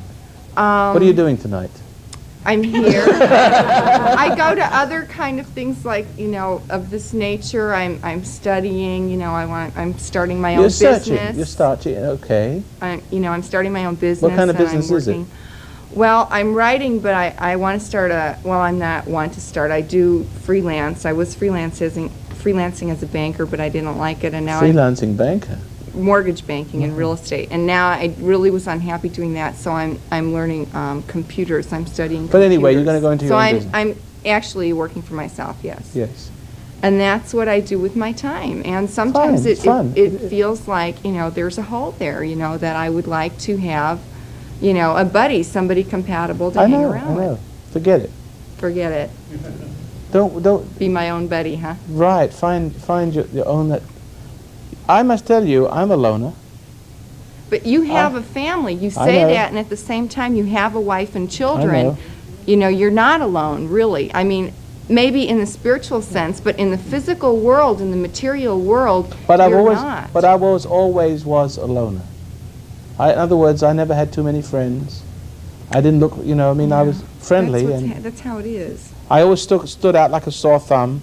People gravitate towards me, but I rarely gravitate Right, towards right. people. People gravitate towards me, and I'm hesitant to be involved with anybody.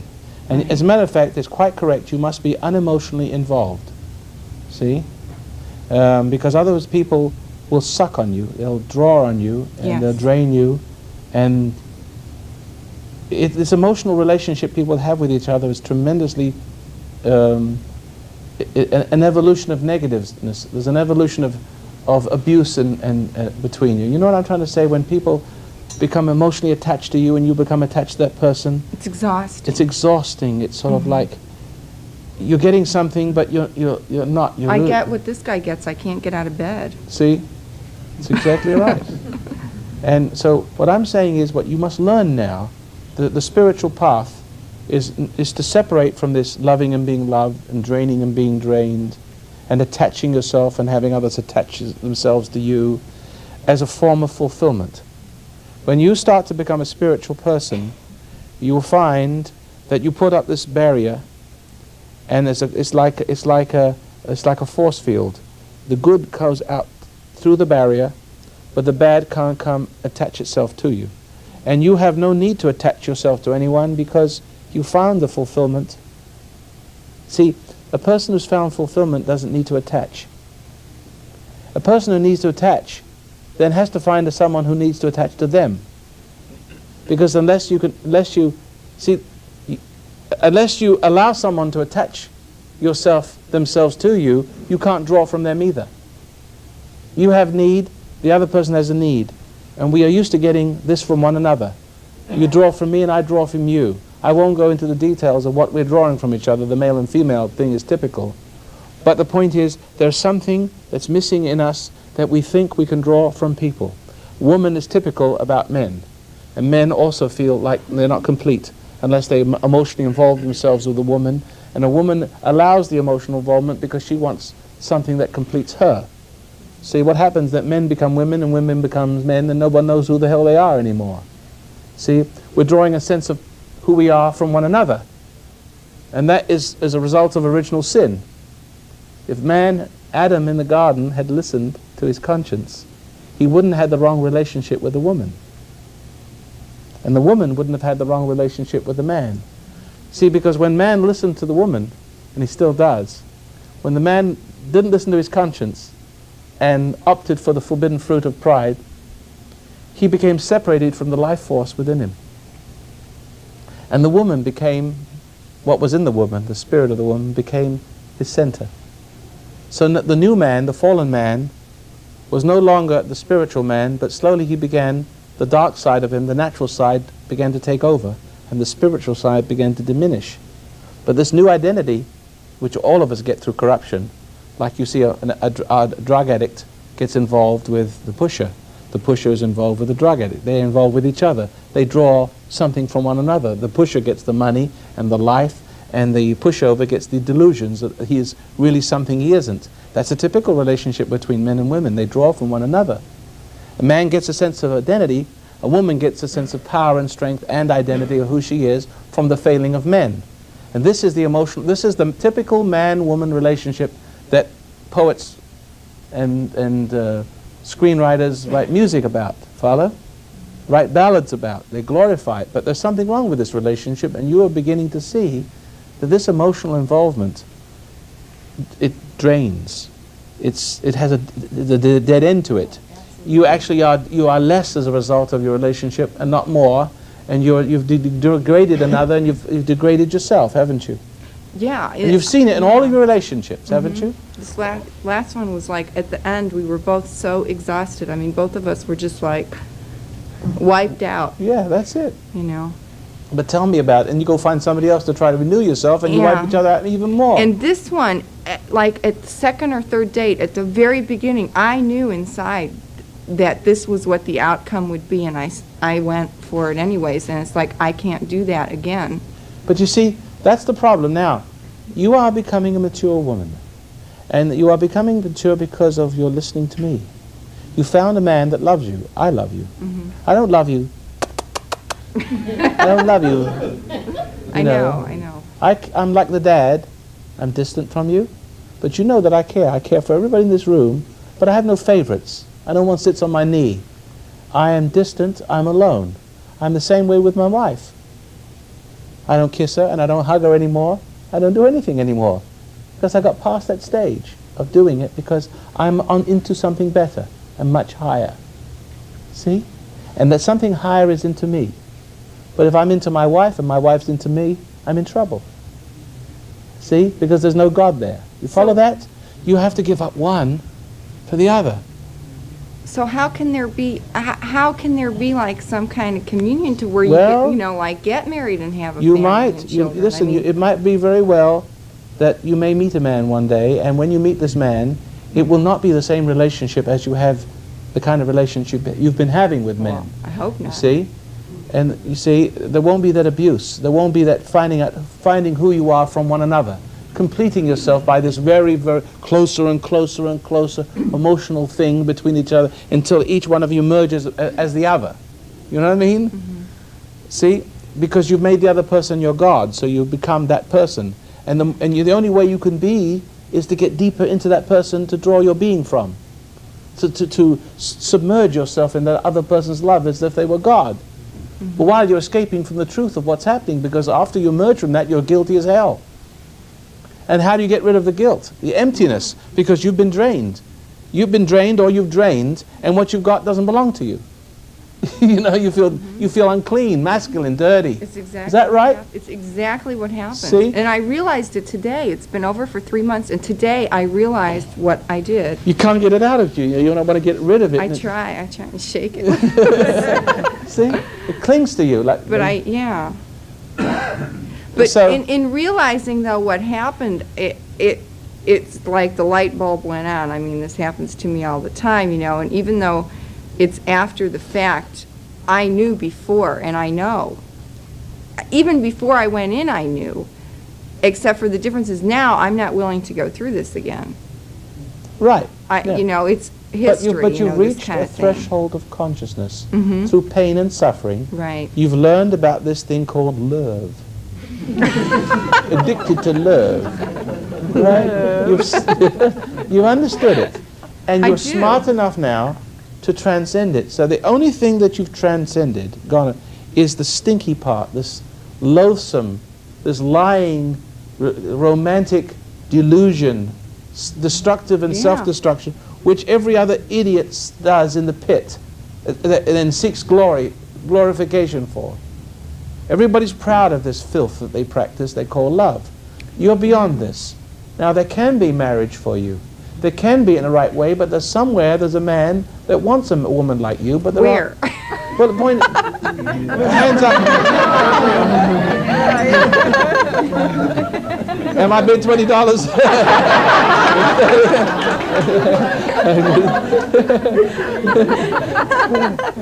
But there are men that would like a woman like yourself, who have also passed the ego stage and realized that they have the same problem, you know, reciprocal from a man's Yeah. point of view. There are men, you're just going to have to be consistently stick out as that different person so that you stand as a light on a hill. A beacon. I feel like a beacon. Fine. Be that way. And in time, forget about it. Go about your business. Yeah. You're not in the business of seeking anymore because you found the fulfillment. The fulfillment is within you. See, you found that fulfillment. And that fulfillment is only possible if you give up. You can't have the candy before your dinner. You've finished with the candies. Now you've got the dinner. The dinner inside you, the fulfillment, won't let you. It won't let you run around with any other. It doesn't. See, it's a jealous God. It doesn't. It's a jealous God. It won't let you. Yeah, Don't that's you right. see? It's absolutely right. And you do feel empty, but yet you'd rather be empty than be fulfilled as you have before. The result of that, a peace starts to take. As they say, in nature abhors a vacuum. How can I say this? It's. I understand, like, in going through that pain of loneliness, like, after You're I not go seeking through love, you it, find love. Don't you see? You're not it's not- okay later. You What know, was like, that again?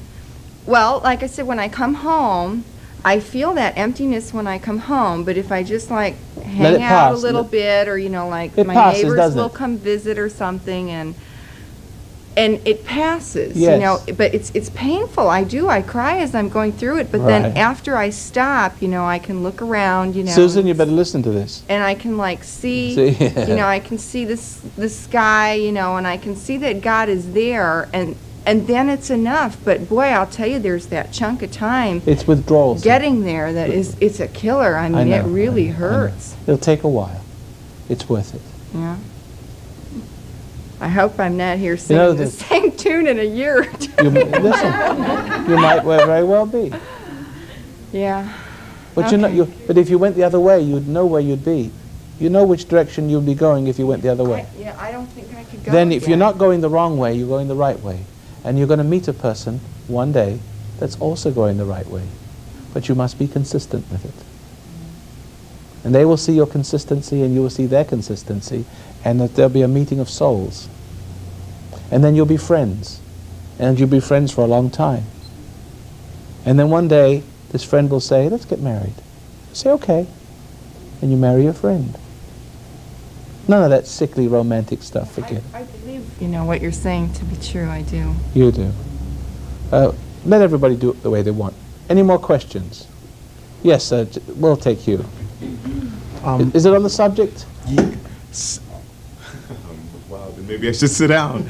I just, since I've been coming in to hear you and listen to the things that you've said, Mr. Masters, at first I didn't see back as far as I'm beginning to see every day that goes by.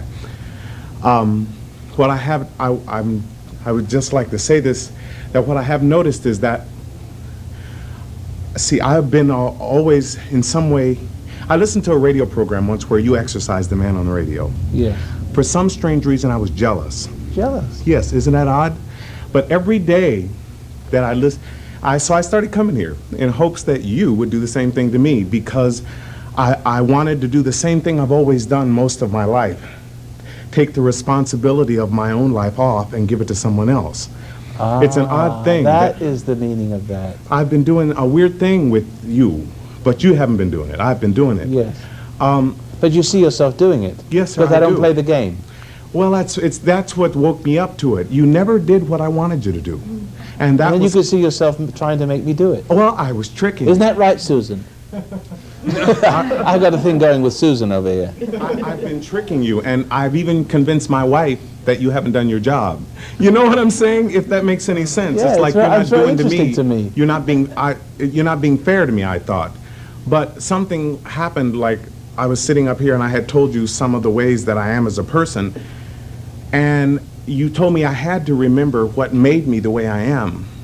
But I don't want to go on too much, but something I discovered that in an effort, I've got to take responsibility for my life and let the awareness that is in me wake me up and exercise that. There is a demon in me. When my mother, she possessed us, basically, in some manner. Well, I was the most sensitive in the home, so when she died, I wasn't going to go to the funeral. Something happened to me in the house during the funeral. She got into me. She really did. I went to my mom's funeral, and I tried to go to sleep in the house, and this thing covered me. I knew it got into me, sir. It did. Well, I've always known it. Maybe you do need my services. Well, I can look in the mirror now, and I see my mother's face. As I mature, my jawline and everything is starting to cut. Well, there's not a man in this room that could see it any other way. Everybody, if they look very carefully, if they look in the mirror, how many men look in the mirror to see their mother's face? They see, because there's a lot of mother in most men, I'm sorry to say, and not enough father. I believe that. Pardon? How many women look in the mirror? And see their mother's face. Mother everywhere, not a drop to drink.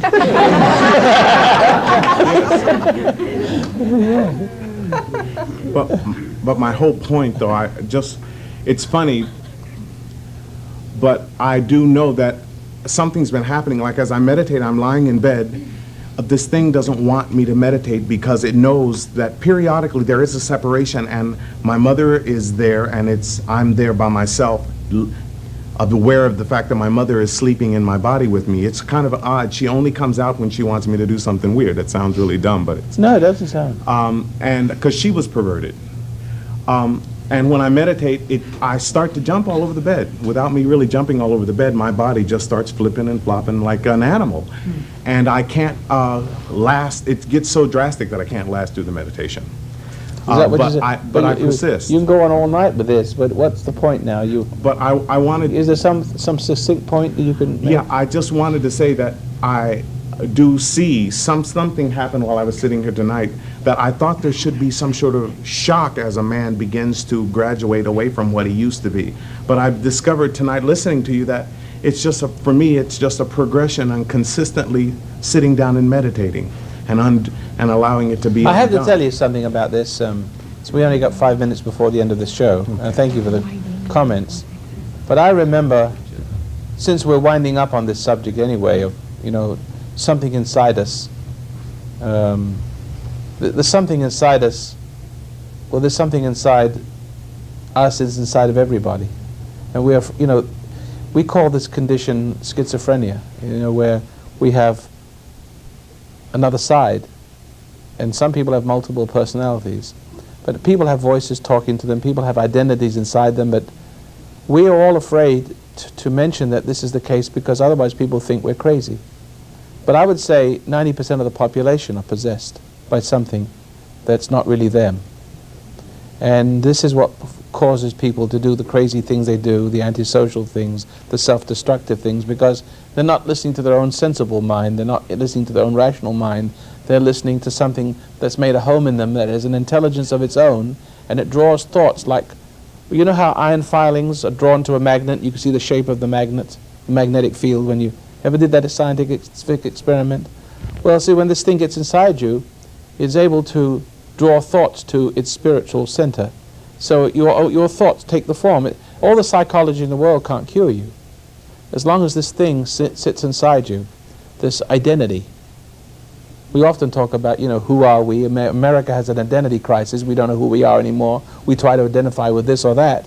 But as long as this thing sits inside us, and it has, and trauma is the way it enters. Trauma, cruelty of a parent, cruelty of a priest or teacher or someone in our lives.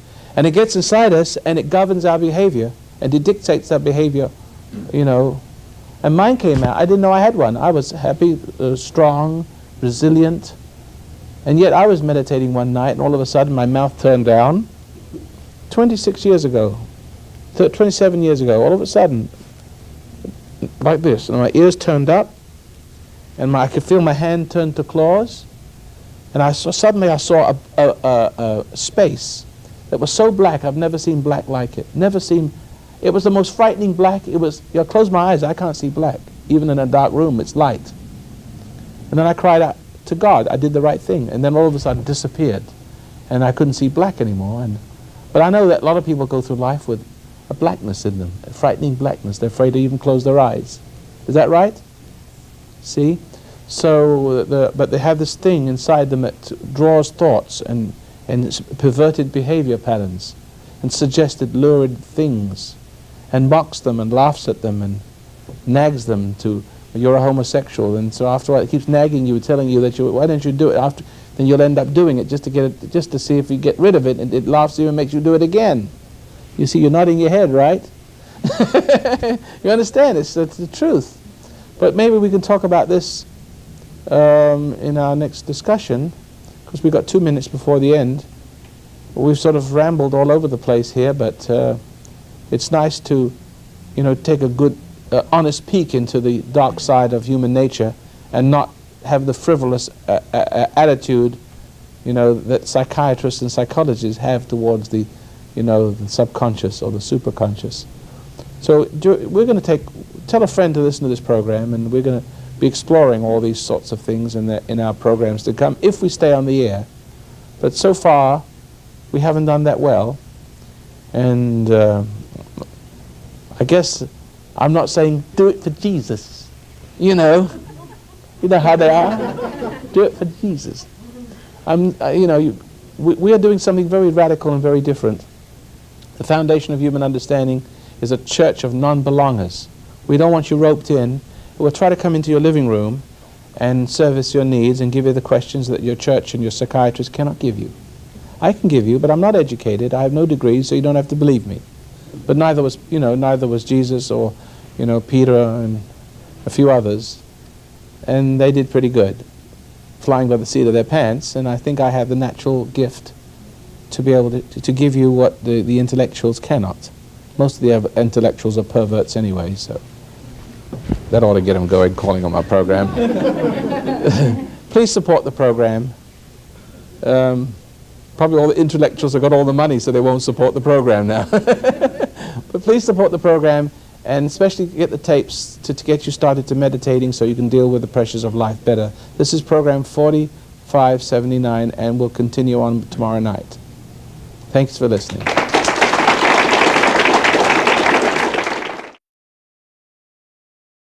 The foundation of human understanding teaches an observation exercise, often called meditation, which permits you to become objective toward your problems and allows your heartaches, bad habits, fears, and anxieties to be completely eliminated from your life without effort on your part. Until you have begun to practice this exercise, much of what you see and hear on the following program may be shocking and upsetting to you. But if you will listen calmly and with an open mind, you may discover the key to the peace of mind and joy for which you've been searching all of your life. And now, from the foundation of human understanding, here is Roy Masters. Welcome once again to the program, How to Control Your Emotions. And we're going to teach you that by means of a cassette, and 3 cassettes in a book. And it'll be announced at the end of the program how you can receive this material. No charge if you can't afford it, and very inexpensive if you can. But we're into the sort of question and answer stage. This is our last segment for the week. We're on Monday through Friday. So we have some people who've been sort of itching to ask a question. So there's a gentleman right here in the front. Then we have a lady in the purple, is it purple red dress or something? Okay, let's take this gentleman right here. Roy, I have a question that concerns how do you overcome the fear of entering the impersonal life? Let's see, I didn't quite get that. Giving up the old nature to put on the new nature. Yeah. How do you overcome that fear of the threshold, if you will? How do you overcome the fear of dying and being born again? Yes. Oh dear, I don't know. I know life has to be, anything can be better than the life you're living. And there's something in your search for truth, you know that there's a beyond that tells you that you've got to lay down this life. You can't see what you're getting into. You can't see what advantage you're getting up when you're giving up sex, or when you're giving up food, or when you're giving up some perverted thinking, or giving up your records. There's a great big emptiness in your life when you start to even to think of giving up these selfish enjoyments. These things that have gratified this earthy ego of yours that have come from the earth. It's come through the corruption, the violation in your early formative years. You have to feed it. It's a selfish thing, and the more you give it, the more it wants, because it gets bigger to want. You see what I mean? It gets bigger inside you to want more pleasures. It becomes guiltier, of course. But the point is, there's a real you right alongside this other you see, and for a long time you've identified the not you with the real you. You thought the things it wanted, the selfish part of you, is the thing you wanted. And for a long time you gave in to that. And you thought, well, this is not natural and this is groovy, so you grooved yourself and you satiated your greed, you know what I mean? And then you found out you're more guilty as a result of that. That somehow you're coming in conflict with another potential. And you can't understand the nature of this potential, or you feel it's like a threshold. But as you grow into this, up to this threshold, you can't see this threshold, but this threshold can see you. And you know you're being observed. And this observation is called guilt. And you know that you're not taking shape according to it, but you can't feel it, taste it, touch it, or smell it. But it's sitting in there telling you that you're wrong. There's something wrong with the way you exist. See? So I don't know the mechanics. I don't think there's a mechanics of crossing the threshold and determining that you want this other life that you can't see, taste, touch, or smell, but is there, bothering you about the life you are living, tasting, touching, and smelling. You know what I mean? Too much. But it has something in store for you, and you can't see it. So when I first started to lay down those things which were pleasant to the eyes and to the sound and touch, and those silky things that are soothing and fulfilling and compelling, addictive, and yet you knew they were creating, compounding your compulsion and your hopelessness and fears. And even every time you give in to them one more time, you think, well, maybe if I had more of these things, if I was richer, if I had more women, I had more whiskey, more drugs, maybe then I'd be all right. Maybe if I had an education, more of an education, that's the reason why I feel inferior. Maybe I should get a degree and 2 degrees. But you see that it's just lying to you. That the more you have, the more you want and the less you are what you're supposed to be. So there's got to come a time in your life when you know then in order to find this other life to make your conscience happy, you know what I mean? You're going to have to give up the things that made you happy. And that's not an easy thing to do. But I don't understand the mechanics of it. I just know that some of us are willing to take the chance and go off, take a step out into inner space and hold our nose and hope for the best. Not knowing what reward, and not knowing that anything must be better than the life we're living. It's a beyond you have to travel into. And you just have to be patient and wait to see it unfold. Because when you first start, it doesn't give you instant results. It's like a thief in the night. The results are very subtle. Just like the life of sin that you lived in selfishness. It crept up on you slowly and subtly until one morning you woke up in a mess, didn't you? Well, then you lay down that life and you'll pick up this life and you'll see things starting to change, maybe just a little bit.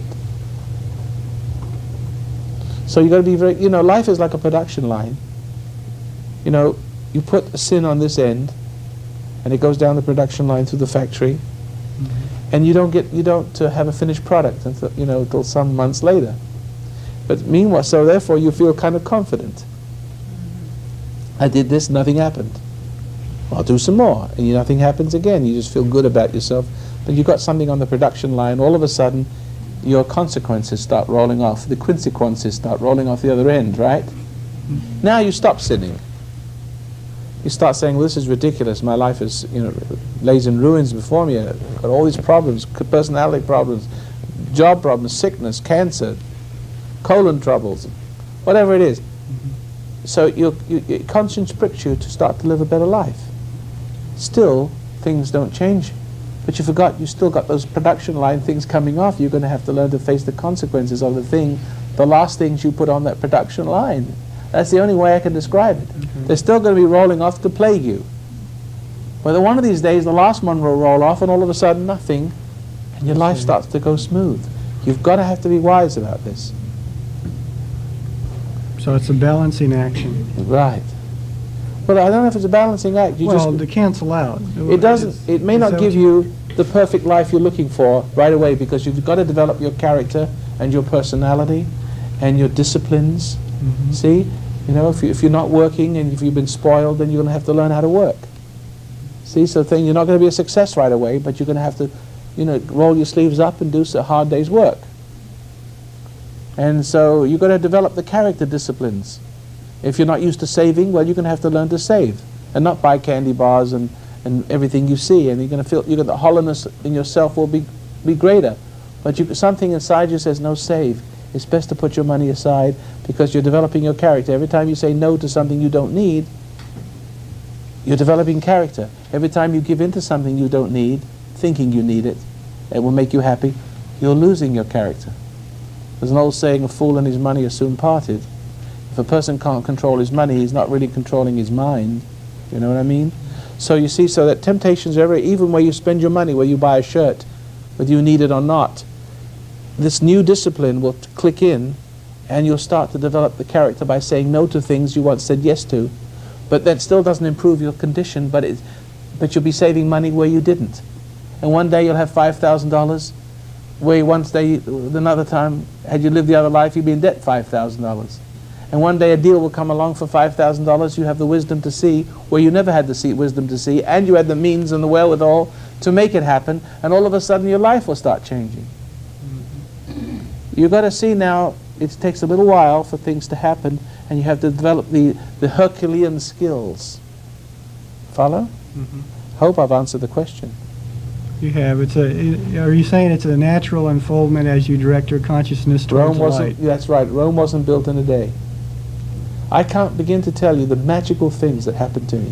One of these days I'll tell you the magical things are happening through me, but I'm not doing a thing to make them happen, yet they're happening. And they're happening better than I could have made them happen myself. Just like sin, your troubled life, as troubled as it was, you didn't purposely start to give yourself ulcers and marry the wrong woman, and you didn't purposely start to make a mess of your business life and everything else. You didn't plan to go to jail or whatever it is that you go to hospital and spend all your money on doctors or spend money in Las Vegas. You didn't plan to ruin your life, but it was ruined. It happened right through you.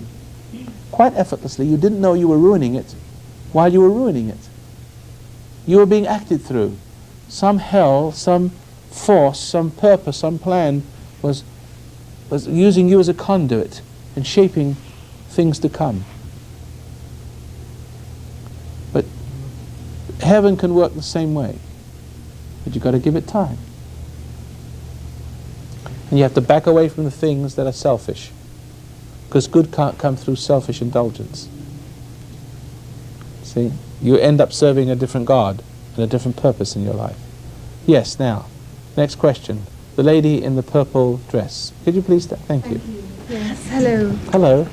I'm from England. I wanted to ask you a You listen to me question. you listen to me in England? I do you? listen to you in England, yes. You come over quite well. Good. Yeah. It's very nice to meet you. Thank you. So I've Keep been doing that sort of thing. You're going to get me started to speak English pretty soon. But you know, in England, you sound American. I do. Your accent, yes. You've Well, a picked little up- bit maybe. A little bit. Some of the people out here rubbed off on me, I'm sorry to say.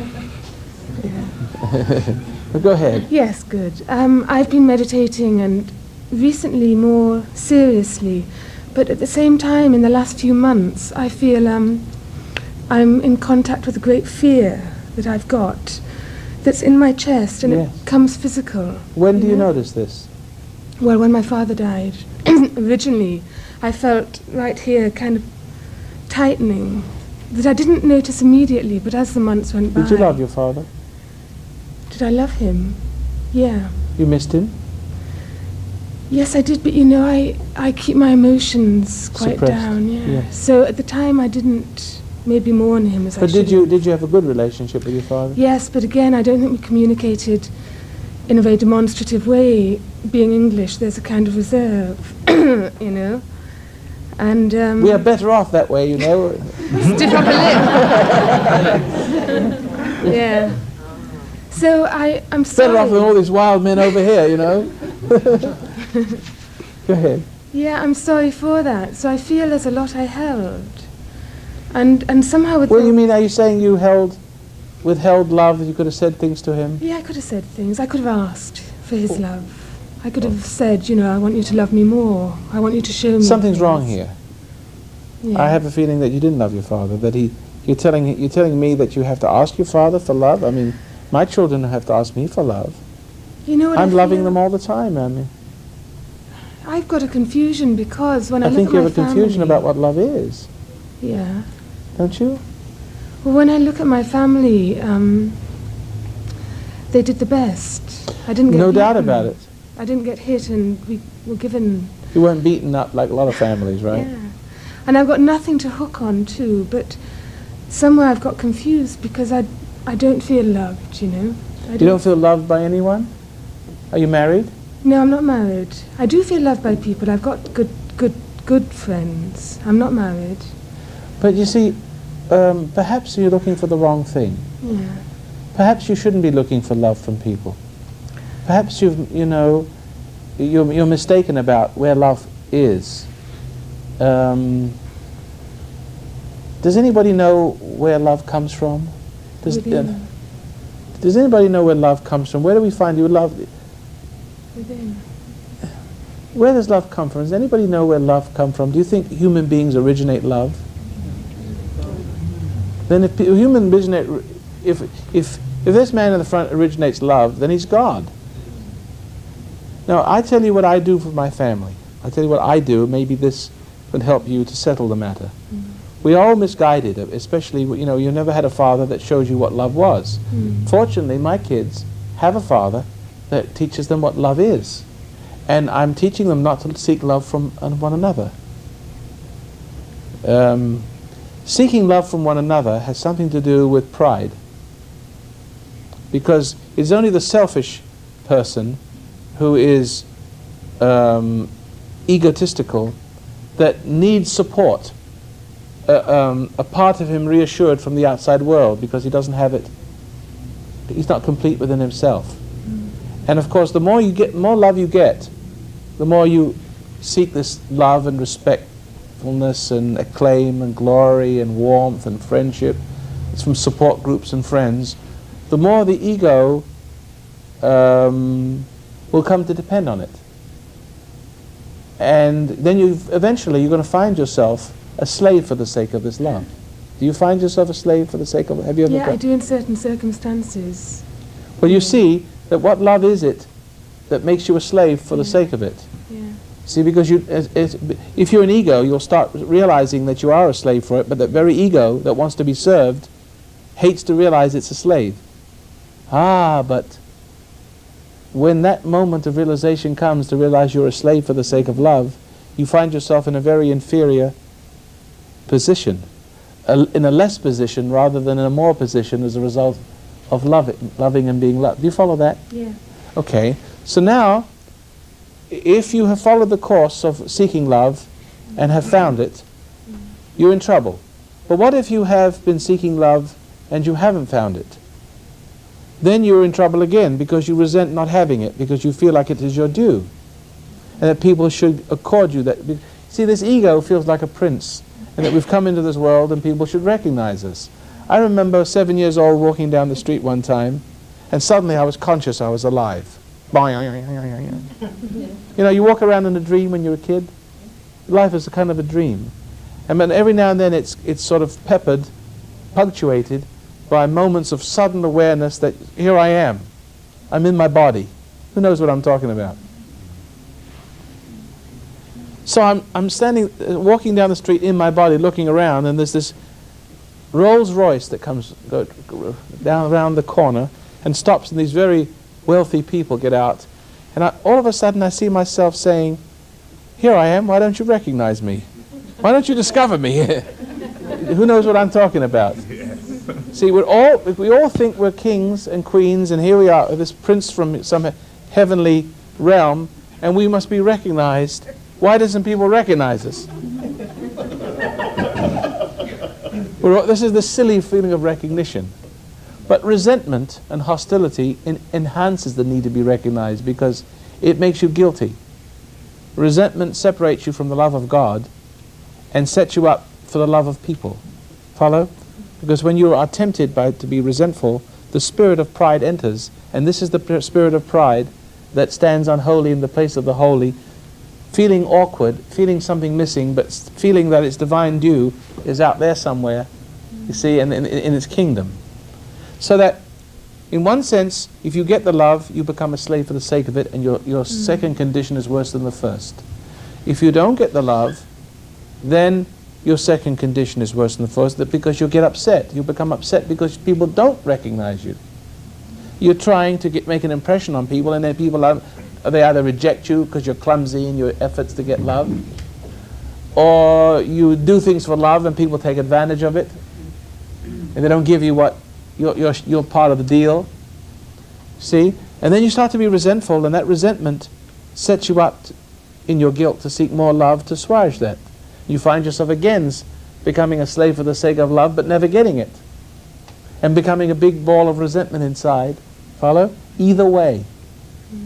So I'm saying to you that just like the lady who was had problems with men a few months ago, where is she? Oh, she's gone. Yeah, she had problems with men.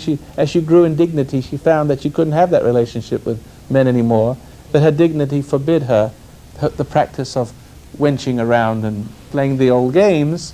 But now there wasn't many men in the world to relate to, because she had to go off on her own because she'd found her fulfillment. She didn't realize it. She may not realize it for years, but she's found the love she's looking for, because she's finding now the other love kind of distasteful, and she's not wanting it. There's something in her that's already is fulfilling her and taking the place of the love she was wanting and was hurting her before. She's found something, and you're the same way. You must find. Yes, I can relate to that very Can you relate strongly, to that what she perfectly? said. Yes. Yes. And it applies to you, doesn't it, what I'm yes. saying to you now? Yes, it You mustn't does. look for love from people. And intellectually I know this, but somehow to get the But being of it. it's a first stage. Yeah. Intellectually, and then Yes. Then it sinks. See, and then it goes to another level. After all, I am teaching you. I hope that I'm teaching you something, and my intellect is speaking. I'm speaking through my intellect, and of course, the first wave of information is intellectual. We have words and we have sound and noises and language, but then the language eventually permeates the soul, and all of a sudden the soul, it awakens it to a parallel knowledge. It's called aha knowledge, understanding. And then as understanding begins to click in very gently, you start to find that you may wake up one morning, you know, all your life up to 25, 26, you're having fun and you're getting angry and upset and you're carousing and doing all the sex things, and you don't look like the type, but a lot of people do that. And it's fun, and all of a sudden one morning, taking all those fun things into consideration as being groovy and enjoyable and perfectly natural, no question about it, one morning you wake up and you discover something's changed. You look at the world through a strange and objective eyes, that you're looking at a world through a pair of eyes. You ever see yourself driving down the highway and a pair of hands on the steering wheel? And whose hands are those? Like a movie. Suddenly you find yourself kind of looking through your eyes and as though you're living inside another world, somewhere thousands of miles back in there, and you're looking out through the world. This is called being objective.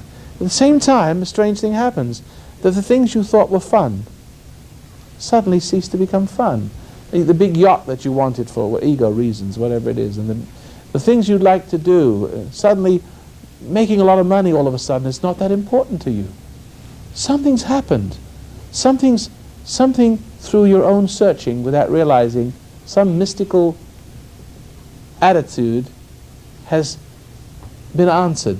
Some mystical reaching has been touched. You had actually been saved. You don't even know it. You don't have to go to a preacher and have Jesus yell and scream and 1,000 Hail Marys said over you. It happens like a thief in the night. You don't know when it happens, but something has changed, and changed what you get out of things and what you want from people. See? And now you become a more giving person. Do you see a giving person in me? A person who loves doing what he does and wants to share and don't you see that I'm trying to share the kind of happiness that I have, which comes from not getting happiness from anything and love from anything? In other words, I'm in a state of giving love, not looking for it. So if I love you and I forgive you and I teach you, it's all effortless for me, because the love in me, the more love I give, the more love I have, but it isn't from you. If you love me, you're not giving me love, because the glory goes to my Creator. You're saying thank God for Him. And this thank God, this is a relationship I want you to have with your Creator. I want you to have the same kind of fulfillment that comes from not wanting to be fulfilled. See that? And then bringing other people, releasing other people to find that fulfillment. But if you have a selfish relationship where you want people to worship you and love you, you're trying to draw them close to you, and you're trying to get close to them. And if that happens, you're robbing them of a relationship with their Creator. Follow that? Yeah. You're stealing something from the attention to you. Women sometimes become very jealous of their husbands when they start to be thoughtful and start to reflect and be a little distant. They become shaky because they're used to having all the attention. Is that right? You're nodding your head again. The head's going to fall off one of these days. I'm sorry, did I talk too much? No, it's wonderful what you're saying. So, in fact, this fear, or whatever I'm coming across in me, which is getting worse because of the meditation. When I say worse, I'm becoming more aware of it. Yes, this fear has always been in there. It's always been there, but I haven't been aware of it. And that's right. So much. And you can get rid of it by distraction, by losing yourself in friendships and parties, and you see, and then therefore the fulfillment takes up the space and takes the pain away and smooths out the wrinkles. So like that lady who spoke earlier, I also go home and, I can cry because of the same, because I'm not diverting myself so much. That's correct. So that's okay. So in other words, I can stay with this, because sometimes it's so... You'll get direction. You're going to get some direction pretty soon. It's a drying out period.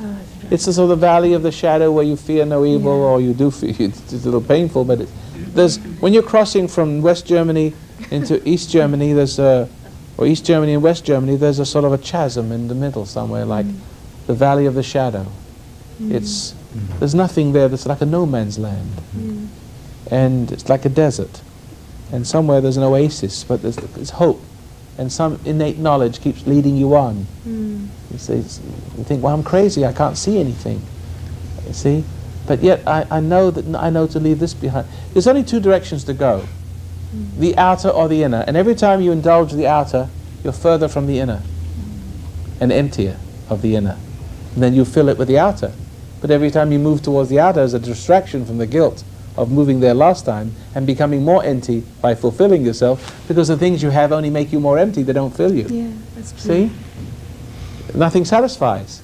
So you know that this other direction it's reversing itself now. The more you don't fulfill yourself, the more you are in some mysterious way. Because you find yourself being less interested, the less interested you are. And somehow, you're whole. Everything you need is inside you. The truth of the matter is, everything you'll ever need is within you, waiting to unfold. You must know that. And with that, we'll close the program and hope that you'll be back, because I must have my same audience next week, because nobody else will come. Promise you'll come back next week. Ladies and gentlemen, thank you very much for listening and watching this program, and that your life will be enriched. And of course, we need to be enriched. In other words, to enrich your life, we need to support the program. And you can support the program by calling or writing, and at least starting with a meditation to teach you how to find this center and find the fulfillment and not the foolfillment. F-O-O-L. You see? There are a lot of fools out there filling themselves. And we would like you to know there's a better way. And we have this way if you'll just write to us. If you don't have the money, we'll share it with you, no cost. This is program 45, and you got your hand over the number. 4579. Dummy. Thank you for listening, and join you next week.